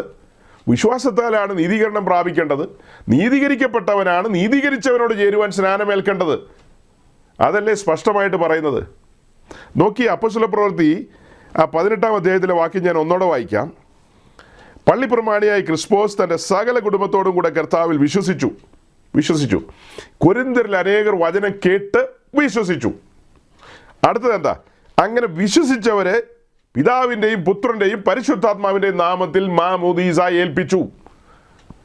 അങ്ങനെ വിശ്വസിച്ചവർ സ്നാനമേറ്റു. അതാണ് ആ വാക്യത്തിലുള്ളത്. ആ വാക്യത്തിൻ്റെ കൃത്യമായ വിശദീകരണമാണിത്. പുതുതായൊക്കെ ഞങ്ങളെ ആരെങ്കിലും കേൾക്കുന്നുണ്ടെങ്കിൽ, അതായത് മേലാൽ കേൾക്കുന്നുണ്ടെങ്കിൽ, ഞാൻ പറഞ്ഞ ഈ സമൂഹങ്ങളിലുള്ള തീവ്രമായി ചിന്തിക്കുന്നവരും അതിതീവ്രമായി ചിന്തിക്കുന്നവരും ഒക്കെ കേൾക്കുന്നുണ്ടെങ്കിൽ നിങ്ങളോട് സൗമ്യമായി ഞങ്ങൾ പറയുകയാണ്, ഞങ്ങൾ ഒരിക്കലും മാമോദീസായാൽ ഒരുവൻ ദൈവരാജ്യത്തിൽ പ്രവേശിക്കുമെന്നല്ല പഠിപ്പിക്കുന്നത്. ഒരുവൻ വിശ്വാസത്താൽ നീതീകരിക്കപ്പെട്ട് ദൈവരാജ്യത്തിലേക്ക് കടന്നു വരണം. അതിൻ്റെ അനുബന്ധമായി നിർബന്ധമായും അവൻ സ്നാനപ്പെടണം.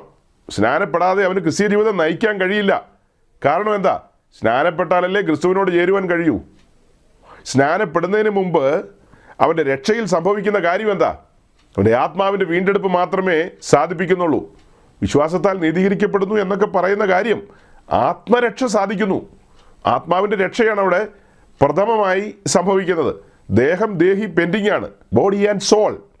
അപ്പം അവൻ്റെ വീണ്ടെടുപ്പിൻ്റെ പൂർത്തീകരണത്തോടുള്ള ബന്ധത്തിൽ സമ്പൂർണ്ണമായൊരു സമർപ്പണത്തിലേക്ക് ആ വ്യക്തി വരേണ്ടതുണ്ട്. അതിനാണ് റോമാലേഖനം 12-ന്റെ 1-2 വാക്യം പറയുന്നത്. അവിടെ കാണുന്നത് വിശ്വാസത്താൽ നീതീകരിക്കപ്പെട്ട വ്യക്തി തൻ്റെ ശരീരം ഒരു ബലിയായി, അഥവാ ഒരു യാഗമായി, ഒരു സാക്രിഫൈസ് എന്ന നിലയിൽ ബലിപീഠത്തിൽ സമർപ്പിക്കണം. മാമോദീസ എന്ന വിഷയം നമ്മൾ പഠിക്കുമ്പോൾ, അഥവാ സ്നാനം എന്ന വിഷയം പഠിക്കുമ്പോൾ, ആ സ്നാനപ്പെടുന്ന വ്യക്തിയുടെ ശരീരത്തെ ഒരു ബലിയായി, അഥവാ ഒരു സാക്രിഫൈസ് എന്ന നിലയിൽ ബലിപീഠത്തിലേക്ക് ഏൽപ്പിക്കുകയാണ്. ഒരു യാഗമായി ഏൽപ്പിക്കുകയാണ്. അങ്ങനെ യാഗമായി ഏൽപ്പിച്ചു കഴിഞ്ഞതിന് ശേഷം ഫിലിപ്പി ലേഖനം 2:12 ഒന്ന് വായിച്ചേ. ഫിലിപ്പി ലേഖനം 2:12. Philippians chapter 2:12. അതുകൊണ്ട് പ്രിയമുള്ളവരെ, നിങ്ങൾ എല്ലായ്പ്പോഴും അനുസരിച്ചതുപോലെ ഞാൻ അരികത്തിരിക്കുമ്പോൾ മാത്രമല്ല, ഇന്ന് ദൂരത്തിരിക്കുമ്പോൾ ഏറ്റവും അധികമായി ഭയത്തോടും വിറയലോടും കൂടെ നിങ്ങളുടെ രക്ഷയ്ക്കായി പ്രവർത്തിക്കുകയും. ഈ വാക്യത്തിൻ്റെ ഒരു ചുരുക്കെഴുത്ത് എന്താ? നിങ്ങൾ നിങ്ങളുടെ രക്ഷയ്ക്കായി ഭയത്തോടും വിറയലോടും കൂടെ പ്രവർത്തിപ്പിനെന്നാണ്. അതേസമയം തൊട്ട് മുമ്പുള്ള പുസ്തകമായ എഫേസ്യ ലേഖനത്തിൽ പറയുന്നത് രക്ഷ വിശ്വാസത്താൽ കൃപയാൽ കരസ്ഥമാക്കേണ്ടതാണ്, പ്രവൃത്തികൾ അതിന് കാരണമല്ലെന്നാണ്. പ്രവൃത്തിയാലല്ല രക്ഷ, പ്രവൃത്തിയാലല്ല. പുതിയ നിയമം അങ്ങനെ പഠിപ്പിക്കുന്നില്ല. പക്ഷെ ഫിലിപ്പി ലേഖനത്തിൽ പറയുകയാണ്, നിങ്ങൾ ഭയത്തോടും വിറയലോടും കൂടെ നിങ്ങളുടെ രക്ഷയ്ക്കായി പ്രവർത്തിപ്പിനെന്ന്. അപ്പോൾ അവിടെ എന്ത് പ്രവൃത്തിയാ?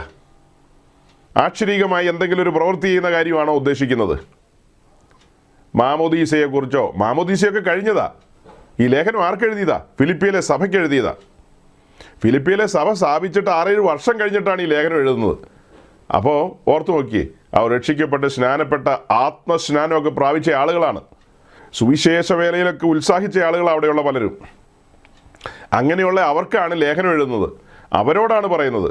ഫിലിപ്പിയിലുള്ള വിളിക്കപ്പെട്ട വിശുദ്ധന്മാർക്കാണ് ലേഖനം എഴുതിയിരിക്കുന്നത്, നിങ്ങൾ നിങ്ങളുടെ രക്ഷയ്ക്കായി പ്രവർത്തിക്കണമെന്ന്.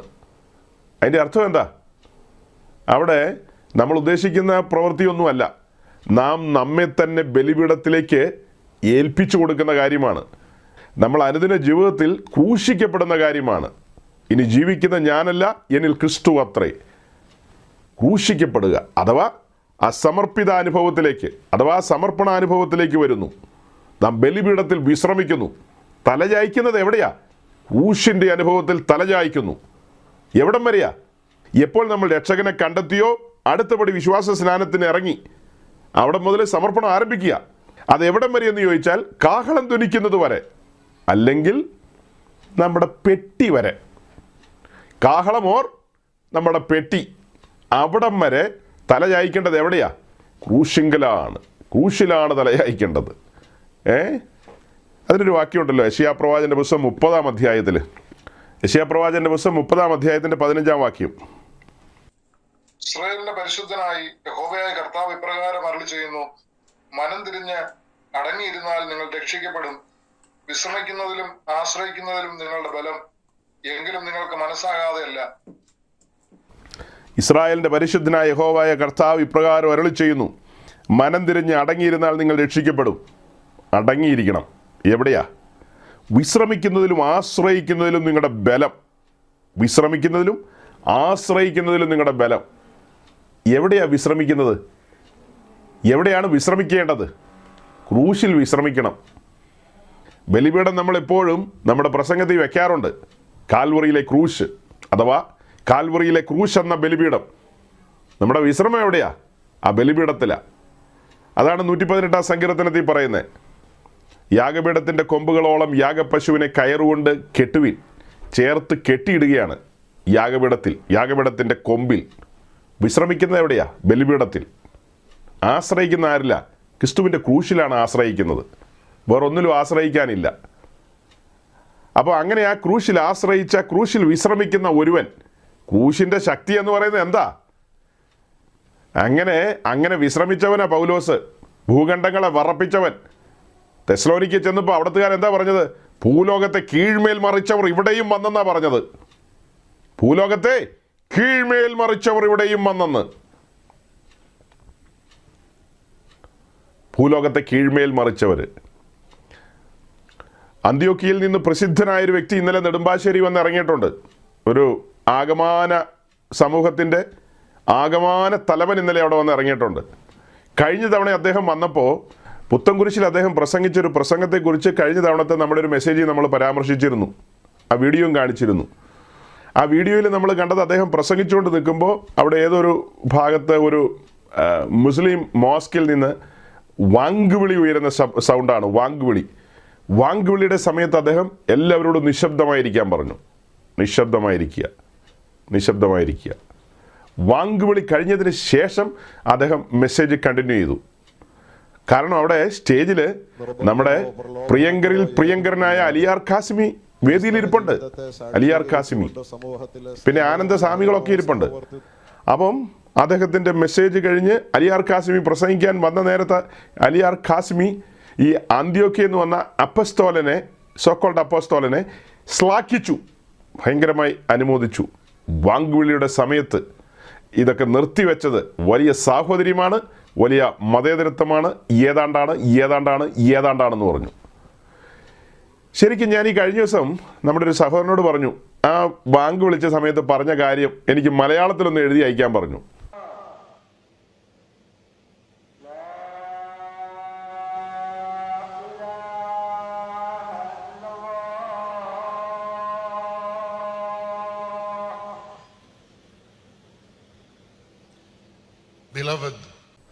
എന്തായാലും അതിൻ്റെ ഒരു ചുരുക്കെഴുത്ത് നിങ്ങൾക്കും അറിയാം. ആ വാങ്ക് വിളിച്ച സമയത്ത് പറഞ്ഞത്, അവർ പറയുന്ന അവരുടെ ആ ദൈവം ഉണ്ടല്ലോ, ആ ദൈവത്തിനൊരു പേരുണ്ട്, ആ പുള്ളി അല്ലാതെ വേറൊരു പുള്ളി ഇല്ലെന്നാണ് പറഞ്ഞത്. അങ്ങേരെ പോലെ വലിയവൻ വേറെ ആരുമില്ല, അങ്ങേരാണ് വലിയവൻ. പിന്നെ എന്നതാ, അങ്ങേര് നിയമിച്ചാക്കിയ ഒടുക്കത്തെ ഒരു പ്രവാചകനുണ്ട്. ഒടുക്കത്തെ അല്ല കേട്ടോ, ഒടുവിലത്തെ എന്നുള്ള അർത്ഥത്തിലാണ് ഞാൻ ഉദ്ദേശിച്ചത്. അപ്പോൾ ആ ഒടുക്കത്തെ പ്രവാചകൻ അദ്ദേഹമാണ് റിയൽ പ്രോഫറ്റ്. ഇങ്ങേരും അങ്ങേരും അതാണ് ആ അറബിയിൽ പറയുന്നതിൻ്റെ അർത്ഥം.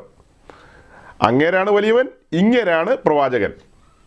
പിന്നെ ഈ യഹൂദന്മാരും ക്രിസ്ത്യാനികളും അങ്ങനെയൊക്കെയുള്ള ആൾക്കാരുണ്ടല്ലോ, ഒത്തിരി ആളുകൾ വഴിതെറ്റിപ്പോയവരുണ്ടെന്നൊക്കെയുണ്ട്. വഴിതെറ്റിപ്പോയ ആളുകളെക്കുറിച്ചും പറയുന്നുണ്ട്.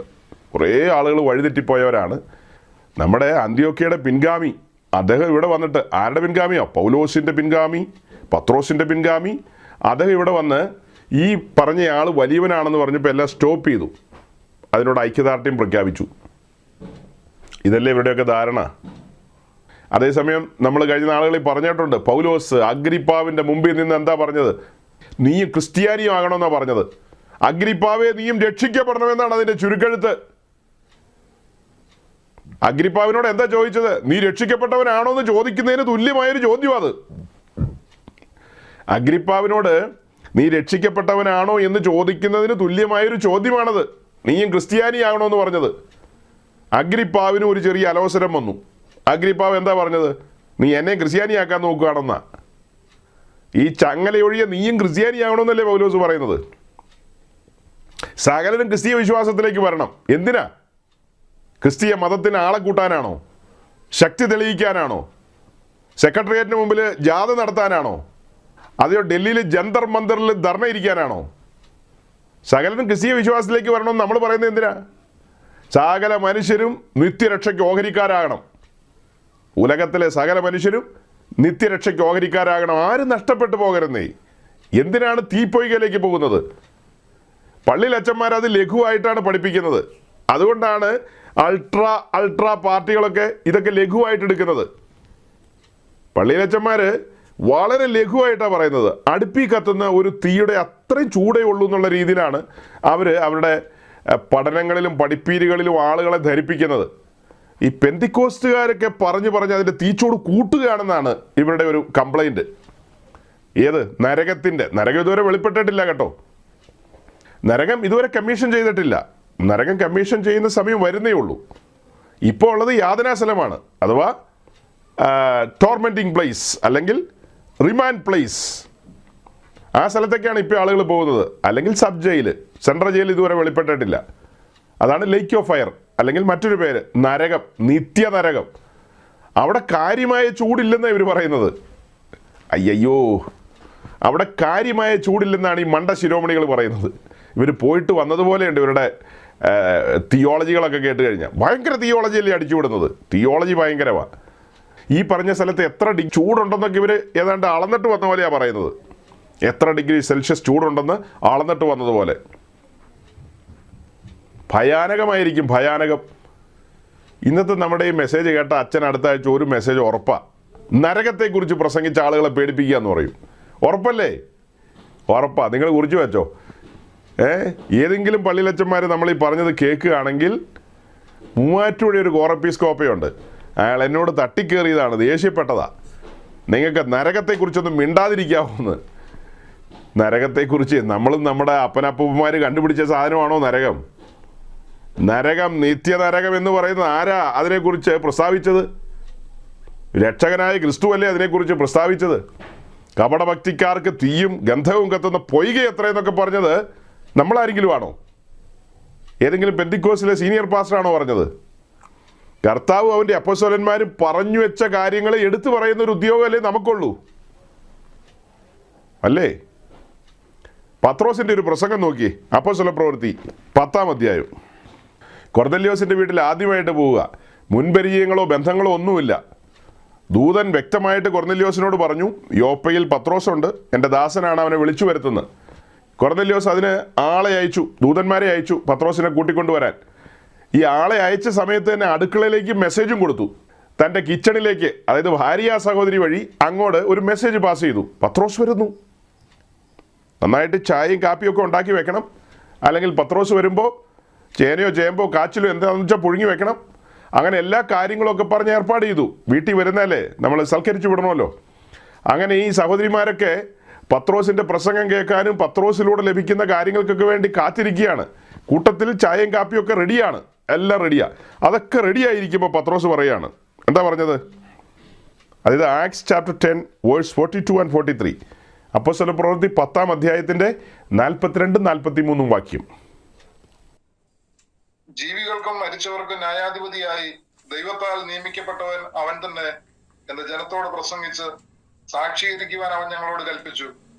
അവനിൽ വിശ്വസിക്കുന്ന ഏവനും അവന്റെ നാമം മൂലം പാപമോചനം ലഭിക്കുമെന്ന് സകല പ്രവാചകന്മാരും സാക്ഷ്യം പറയുന്നു. ഈ വാക്യത്തിലൂടെ നമുക്ക് മനസ്സിലാകുന്ന കാര്യം എന്താ? ജീവിച്ചിരിക്കുന്നവർക്കും മരിച്ചവർക്കും ന്യായാധിപതിയായി ദൈവത്താൽ നിയമിക്കപ്പെട്ടവൻ അവൻ തന്നെ എന്ന് ജനത്തോട് പ്രസംഗിച്ച് സാക്ഷീകരിപ്പാൻ അവൻ ഞങ്ങളോട് കൽപ്പിച്ചു. അവനിൽ വിശ്വസിക്കുന്ന ഏവനും അവൻ്റെ നാമം മൂലം പാപമോചനം ലഭിക്കുമെന്ന് സകല പ്രവാചകന്മാരും സാക്ഷ്യം പറയുന്നു. അതായത് യേശുക്രിസ്തു എന്ന ന്യായാധിപതിയാണ് പരിചയപ്പെടുത്തുന്നത്. യേശുക്രിസ്തുവിനെ കൈക്കൊള്ളുന്നവർക്ക് ന്യായവിധിയിൽ നിന്ന് ഒഴിവുണ്ട്, കൈക്കൊള്ളാത്തവർക്ക് ന്യായവിധി ഉണ്ടെന്നുള്ളതാണ് ആ വാക്യത്തിലൂടെ മനസ്സിലാകുന്നത്. അപ്പോൾ ഈ ചായയും കാപ്പിയൊക്കെ ഉണ്ടാക്കി വെച്ച ആളുകളോട് ഇതൊക്കെ പറയുമ്പോൾ, അതായത് ശതാധിപനായ കൊർന്നല്യോസിനോട് വന്ന് പറയേണ്ടത് എന്താ? നിന്നെ ഒരു സഹസ്രാധിപനാക്കാൻ പോകുന്നു എന്നൊക്കെയല്ലേ പറയേണ്ടത്? അതൊന്നുമല്ല പറഞ്ഞത്. ജീവിച്ചിരിക്കുന്നവരെയും മരിച്ചവരെയും ന്യായം വിധിക്കുന്ന ഒരു ദിവസമുണ്ട്, ഒരു ന്യായവിധി ദിവസം ഉണ്ടെന്നല്ലേ പറയുന്നത്. ആദ്യമായിട്ട് വരുന്ന വീടല്ലേ അത്? അവിടെ അത് പറയണോ? 2 ആഴ്ച കഴിഞ്ഞ് വരുമ്പോൾ പറഞ്ഞാൽ പോരെ? 2 ആഴ്ച കഴിഞ്ഞ് വരുമെന്ന് എന്താ ഗ്യാരണ്ടി? ഒരു ഗ്യാരണ്ടിയില്ല. അതുകൊണ്ടാണ് ചിലരെയൊക്കെ കാണുമ്പോൾ നമ്മൾ ചോദിക്കുന്നത്, ബ്രദർ രക്ഷിക്കപ്പെട്ടതാണോ? അല്ലെങ്കിൽ താങ്കൾ ബോൺ അഗെയിൻ എക്സ്പീരിയൻസിൽ വന്നതാണോ? പുതുജനനം പ്രാപിച്ചവനാണോ? ദൈവരാജ്യ പ്രവേശനം സാധിച്ചിട്ടുണ്ടോ? ഒരു ദൈവവൈതലായി തീർന്നിട്ടുണ്ടോ എന്നുള്ളതാണ് ഈ ചോദ്യത്തിൻ്റെ പിന്നിലുള്ള രഹസ്യം. ഏതെങ്കിലും വിധത്തിൽ അവൻ്റെ ഉള്ളൊന്ന് അറിയാൻ വേണ്ടിയിട്ടാണ് അങ്ങനെ ചോദിക്കുന്നത്. ഈ ആത്മീയ സത്യങ്ങൾ ആ പ്രിയപ്പെട്ടവൻ ഗ്രഹിച്ചിട്ടുണ്ടോ? അവന് അഷുറൻസ് ഉണ്ടോ? അവനൊരു അനിതയിലാണോ ആശ്രയിക്കാൻ പോകുന്നത്? അനിത ഏതനിതയാ? അഥവാ ഒപ്പീസിലാണോ അവൻ ആശ്രയിക്കാൻ പോകുന്നത്? അനിതയും ഒപ്പീസൊന്നും എനിക്ക് വേണ്ട, അതൊന്നും ഇല്ലാതെ ഞാൻ ആരെ വിശ്വസിച്ചിരിക്കുന്നു?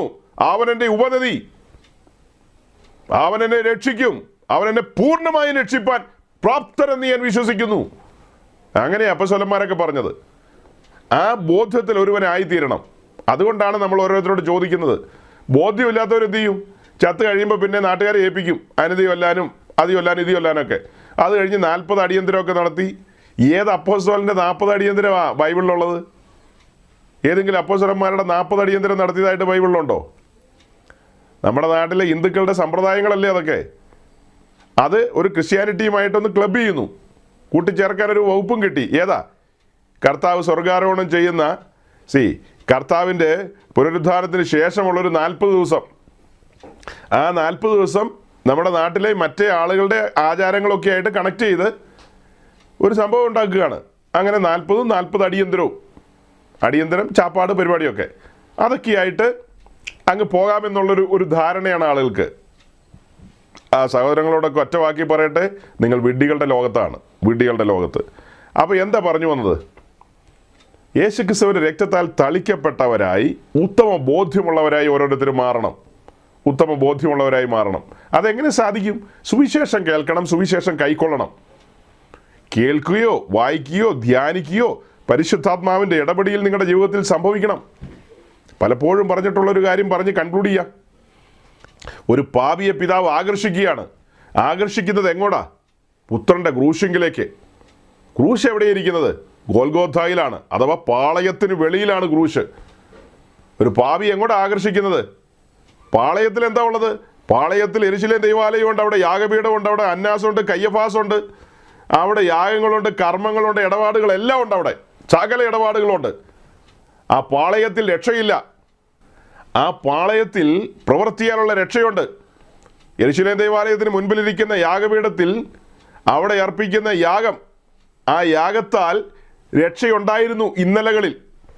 ഇപ്പോൾ യേശുക്രിസ്തുവിൻ്റെ പരമയാഗത്താൽ അതെല്ലാം റദ്ദ് ചെയ്തു, ക്യാൻസൽ ചെയ്തു. ഇനി ആ പാളയത്തിൽ നിന്നിട്ട് ഒരു കാര്യമില്ല.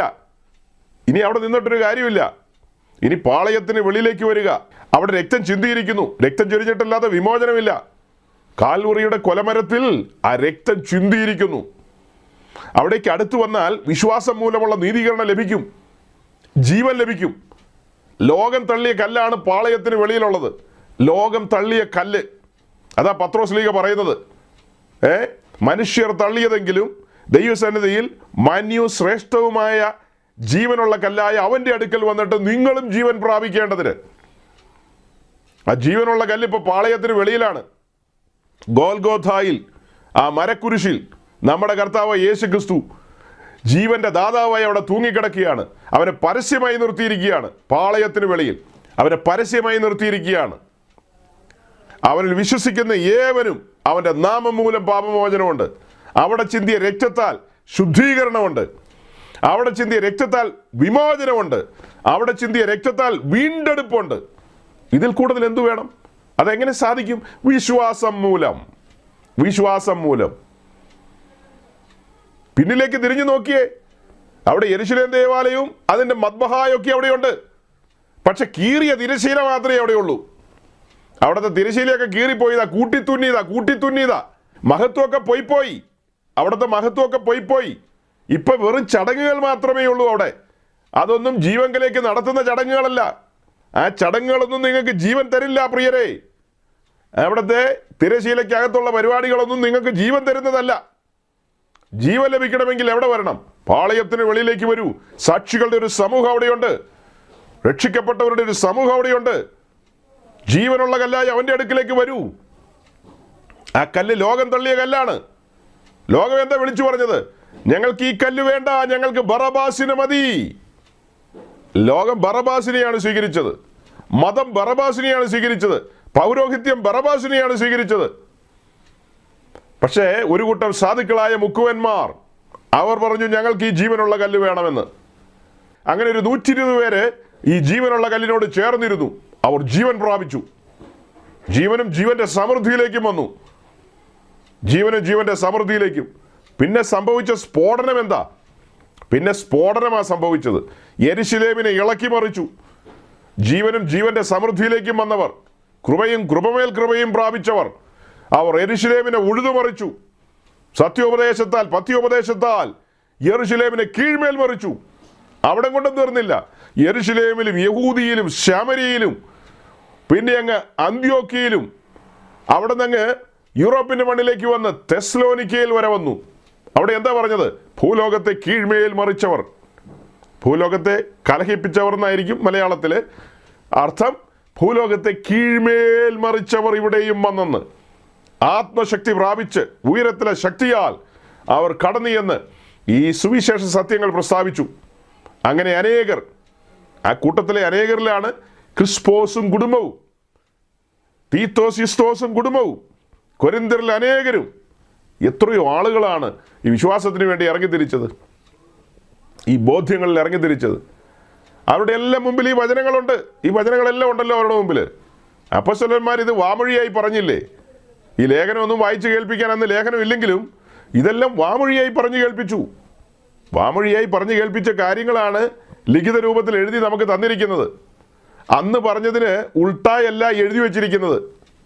അന്ന് അവർ പ്രസംഗിച്ചതും പഠിപ്പിച്ചതുമായ കാര്യങ്ങൾക്ക് വിരുദ്ധമാണോ ഇന്ന് ഈ പുസ്തകത്തിൽ അഥവാ പുതിയ നിയമത്തിൽ ലേഖനങ്ങളിൽ എഴുതി വച്ചിരിക്കുന്നത്? ഒരിക്കലുമല്ല. പറഞ്ഞ കാര്യങ്ങൾ തന്നെയാണ്. അതെന്താ തെളിവ്?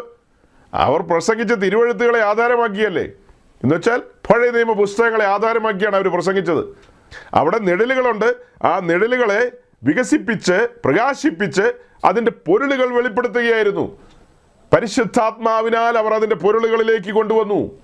ഇസ്രായേൽ പെസഹായും ചോരത്തളി ആചരിച്ചു, രക്തം ചിന്തി അവിടെ. അങ്ങനെയാണ് ഒരു വിമോചനം ലഭിച്ചത്. അങ്ങനെയാണ് മിസ്രൈം വിട്ടത്. മിസ്രൈം വിട്ടവർ ചെങ്കടൽ കടന്നു. രക്ഷിക്കപ്പെട്ടവർ ചെങ്കടൽ കടക്കണം, അഥവാ മാമോദീസായി ഏൽക്കണം. അടുത്തത് സമാഗമന കൂടാരത്തിന് മുൻപിൽ വാതിൽ തുറക്കുമ്പോൾ ആദ്യം യാഗപീഠം, രണ്ടാമതാണ്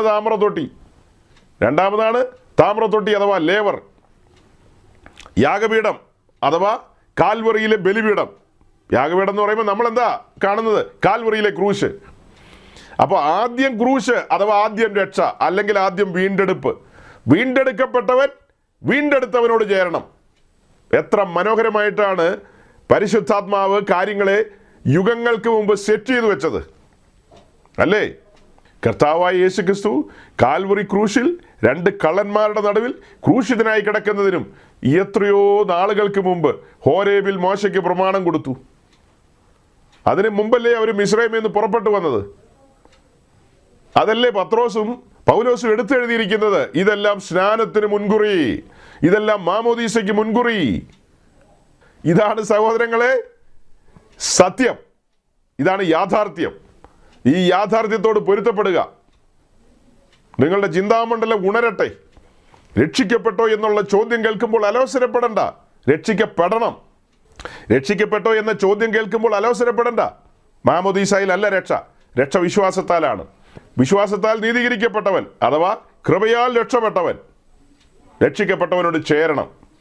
മാമോദീസായാൽ അഥവാ സ്നാനത്താലാണ് ഒരുവൻ രക്ഷ പ്രാപിക്കുന്നതെന്ന് ഞങ്ങൾ ഒരിക്കലും പ്രസംഗിക്കുന്നില്ല. കാണുന്നവരെല്ലാം ബലമായി സ്നാനപ്പെടുത്തുന്ന ഒരു രീതി ഞങ്ങൾക്കില്ല, അങ്ങനെ ഒരു ശൈലിയില്ല. ചിലയിടങ്ങളിലൊക്കെ ആരെങ്കിലുമൊക്കെ അങ്ങനെ വൈകാരികമായി ചെയ്തിട്ടുണ്ടെങ്കിൽ അത് തെറ്റായ പാറ്റേണാണ്, തെറ്റായ രീതിയാണ്.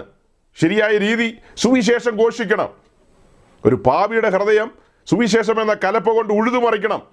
അവന് പാപബോധം വന്നിരിക്കണം. പാപബോധം വന്ന് അവനെ പാപത്തിൽ നിന്ന് യേശുക്രിസ്തു രക്ഷിച്ചു എന്ന ബോധ്യം അവന് വരണം. ആ ബോധ്യം വന്നവനെ മാത്രമേ മാമോദീസയ്ക്ക് ഏൽപ്പിക്കാവൂ, അല്ലെങ്കിൽ അതിന് വിധേയമാക്കാൻ പാടുള്ളൂ. അല്ലാത്തൊരാളെ അതിന് വിധേയമാക്കാൻ പാടില്ല. അതുകൊണ്ട് ഇനി മേലാലെങ്കിലും അങ്ങനെയുള്ള കമൻസ് ഒന്നുമായിട്ട് സഹോദരങ്ങൾ വരരുത്. അതല്ല രീതി. സംശയം ഉണ്ടെങ്കിൽ നിങ്ങൾക്ക് ഞങ്ങളോട് ചോദിക്കാം. ഞങ്ങൾ മറുപടി പറയാൻ സദാ സന്നദ്ധരായിരിക്കുകയാണ്. സദാ സന്നദ്ധരായിരിക്കുകയാണ്. അതിൻ്റെ കാരണം എന്താ? തുടക്കത്തിൽ പറഞ്ഞതുപോലെ ഒരു മനുഷ്യൻ്റെ ആത്മാവിന് മുഴു ലോകത്തെക്കാളും വിലയുണ്ട്. ഒരു മനുഷ്യൻ്റെ ആത്മാവിന് മുഴു ലോകത്തെക്കാളും വിലയുണ്ട്. ഒരു പാപി മനം തിരിഞ്ഞു വരുമ്പോൾ മുഴു സ്വർഗവും സന്തോഷിക്കുന്നു, മുഴു സ്വർഗവും. കാരണം പാപികളായ മനുഷ്യർക്ക് വേണ്ടി സ്വർഗം കൊടുത്ത വില, സ്വർഗത്തിലെ ഓമന കുമാരനെയാണ് കാൽവറിയിൽ കൈവിട്ടത്, അവനെ പരസ്യമായി നിർത്തിയത്. അതെല്ലാം എന്തിനു വേണ്ടിയാ? സകല മനുഷ്യരും രക്ഷ പ്രാപിപ്പാനാണ്. സകല മനുഷ്യരും രക്ഷ പ്രാപിപ്പാനാണ്. അതുകൊണ്ടാണ് ബൈബിൾ പറയുന്നത്, ഇപ്പോഴാകുന്നു സുപ്രസാദകാലം, ഇതാകുന്നു രക്ഷാദിവസം. ഇത് കേൾക്കുമ്പോൾ നിങ്ങളുടെ ഹൃദയത്തിൽ ഈ സന്ദേശം സ്പർശിക്കട്ടെ. ഈ സന്ദേശം നിങ്ങളെ മാറ്റിമറിക്കട്ടെ. നിങ്ങൾ നിങ്ങളുടെ സൃഷ്ടാവിനെ കണ്ടെത്തട്ടെ. സൃഷ്ടാവ് ഒരുക്കിയ രക്ഷയിലേക്ക്, തൻ്റെ പുത്രൻ്റെ ബലിമരണം മൂലം ഒരുക്കിയ പുതുവഴിയിലേക്ക് നിങ്ങൾക്ക് കടന്നു വരുവാൻ സ്വർഗ്ഗത്തിലെ ദൈവം ഇടയാക്കട്ടെ. അതിനുള്ള സാഹചര്യം ഒരുങ്ങട്ടെ. നിങ്ങളുടെ സത്യാന്വേഷണം നിങ്ങളെ ലക്ഷ്യത്തിലെത്തിക്കട്ടെ എന്ന് പ്രാർത്ഥിച്ചുകൊണ്ട്, ആശംസിച്ചുകൊണ്ട് ഞാൻ എൻ്റെ വാക്കുകളെ ചുരുക്കുന്നു. ദൈവം നിങ്ങളെ അനുഗ്രഹിക്കട്ടെ. Thank you.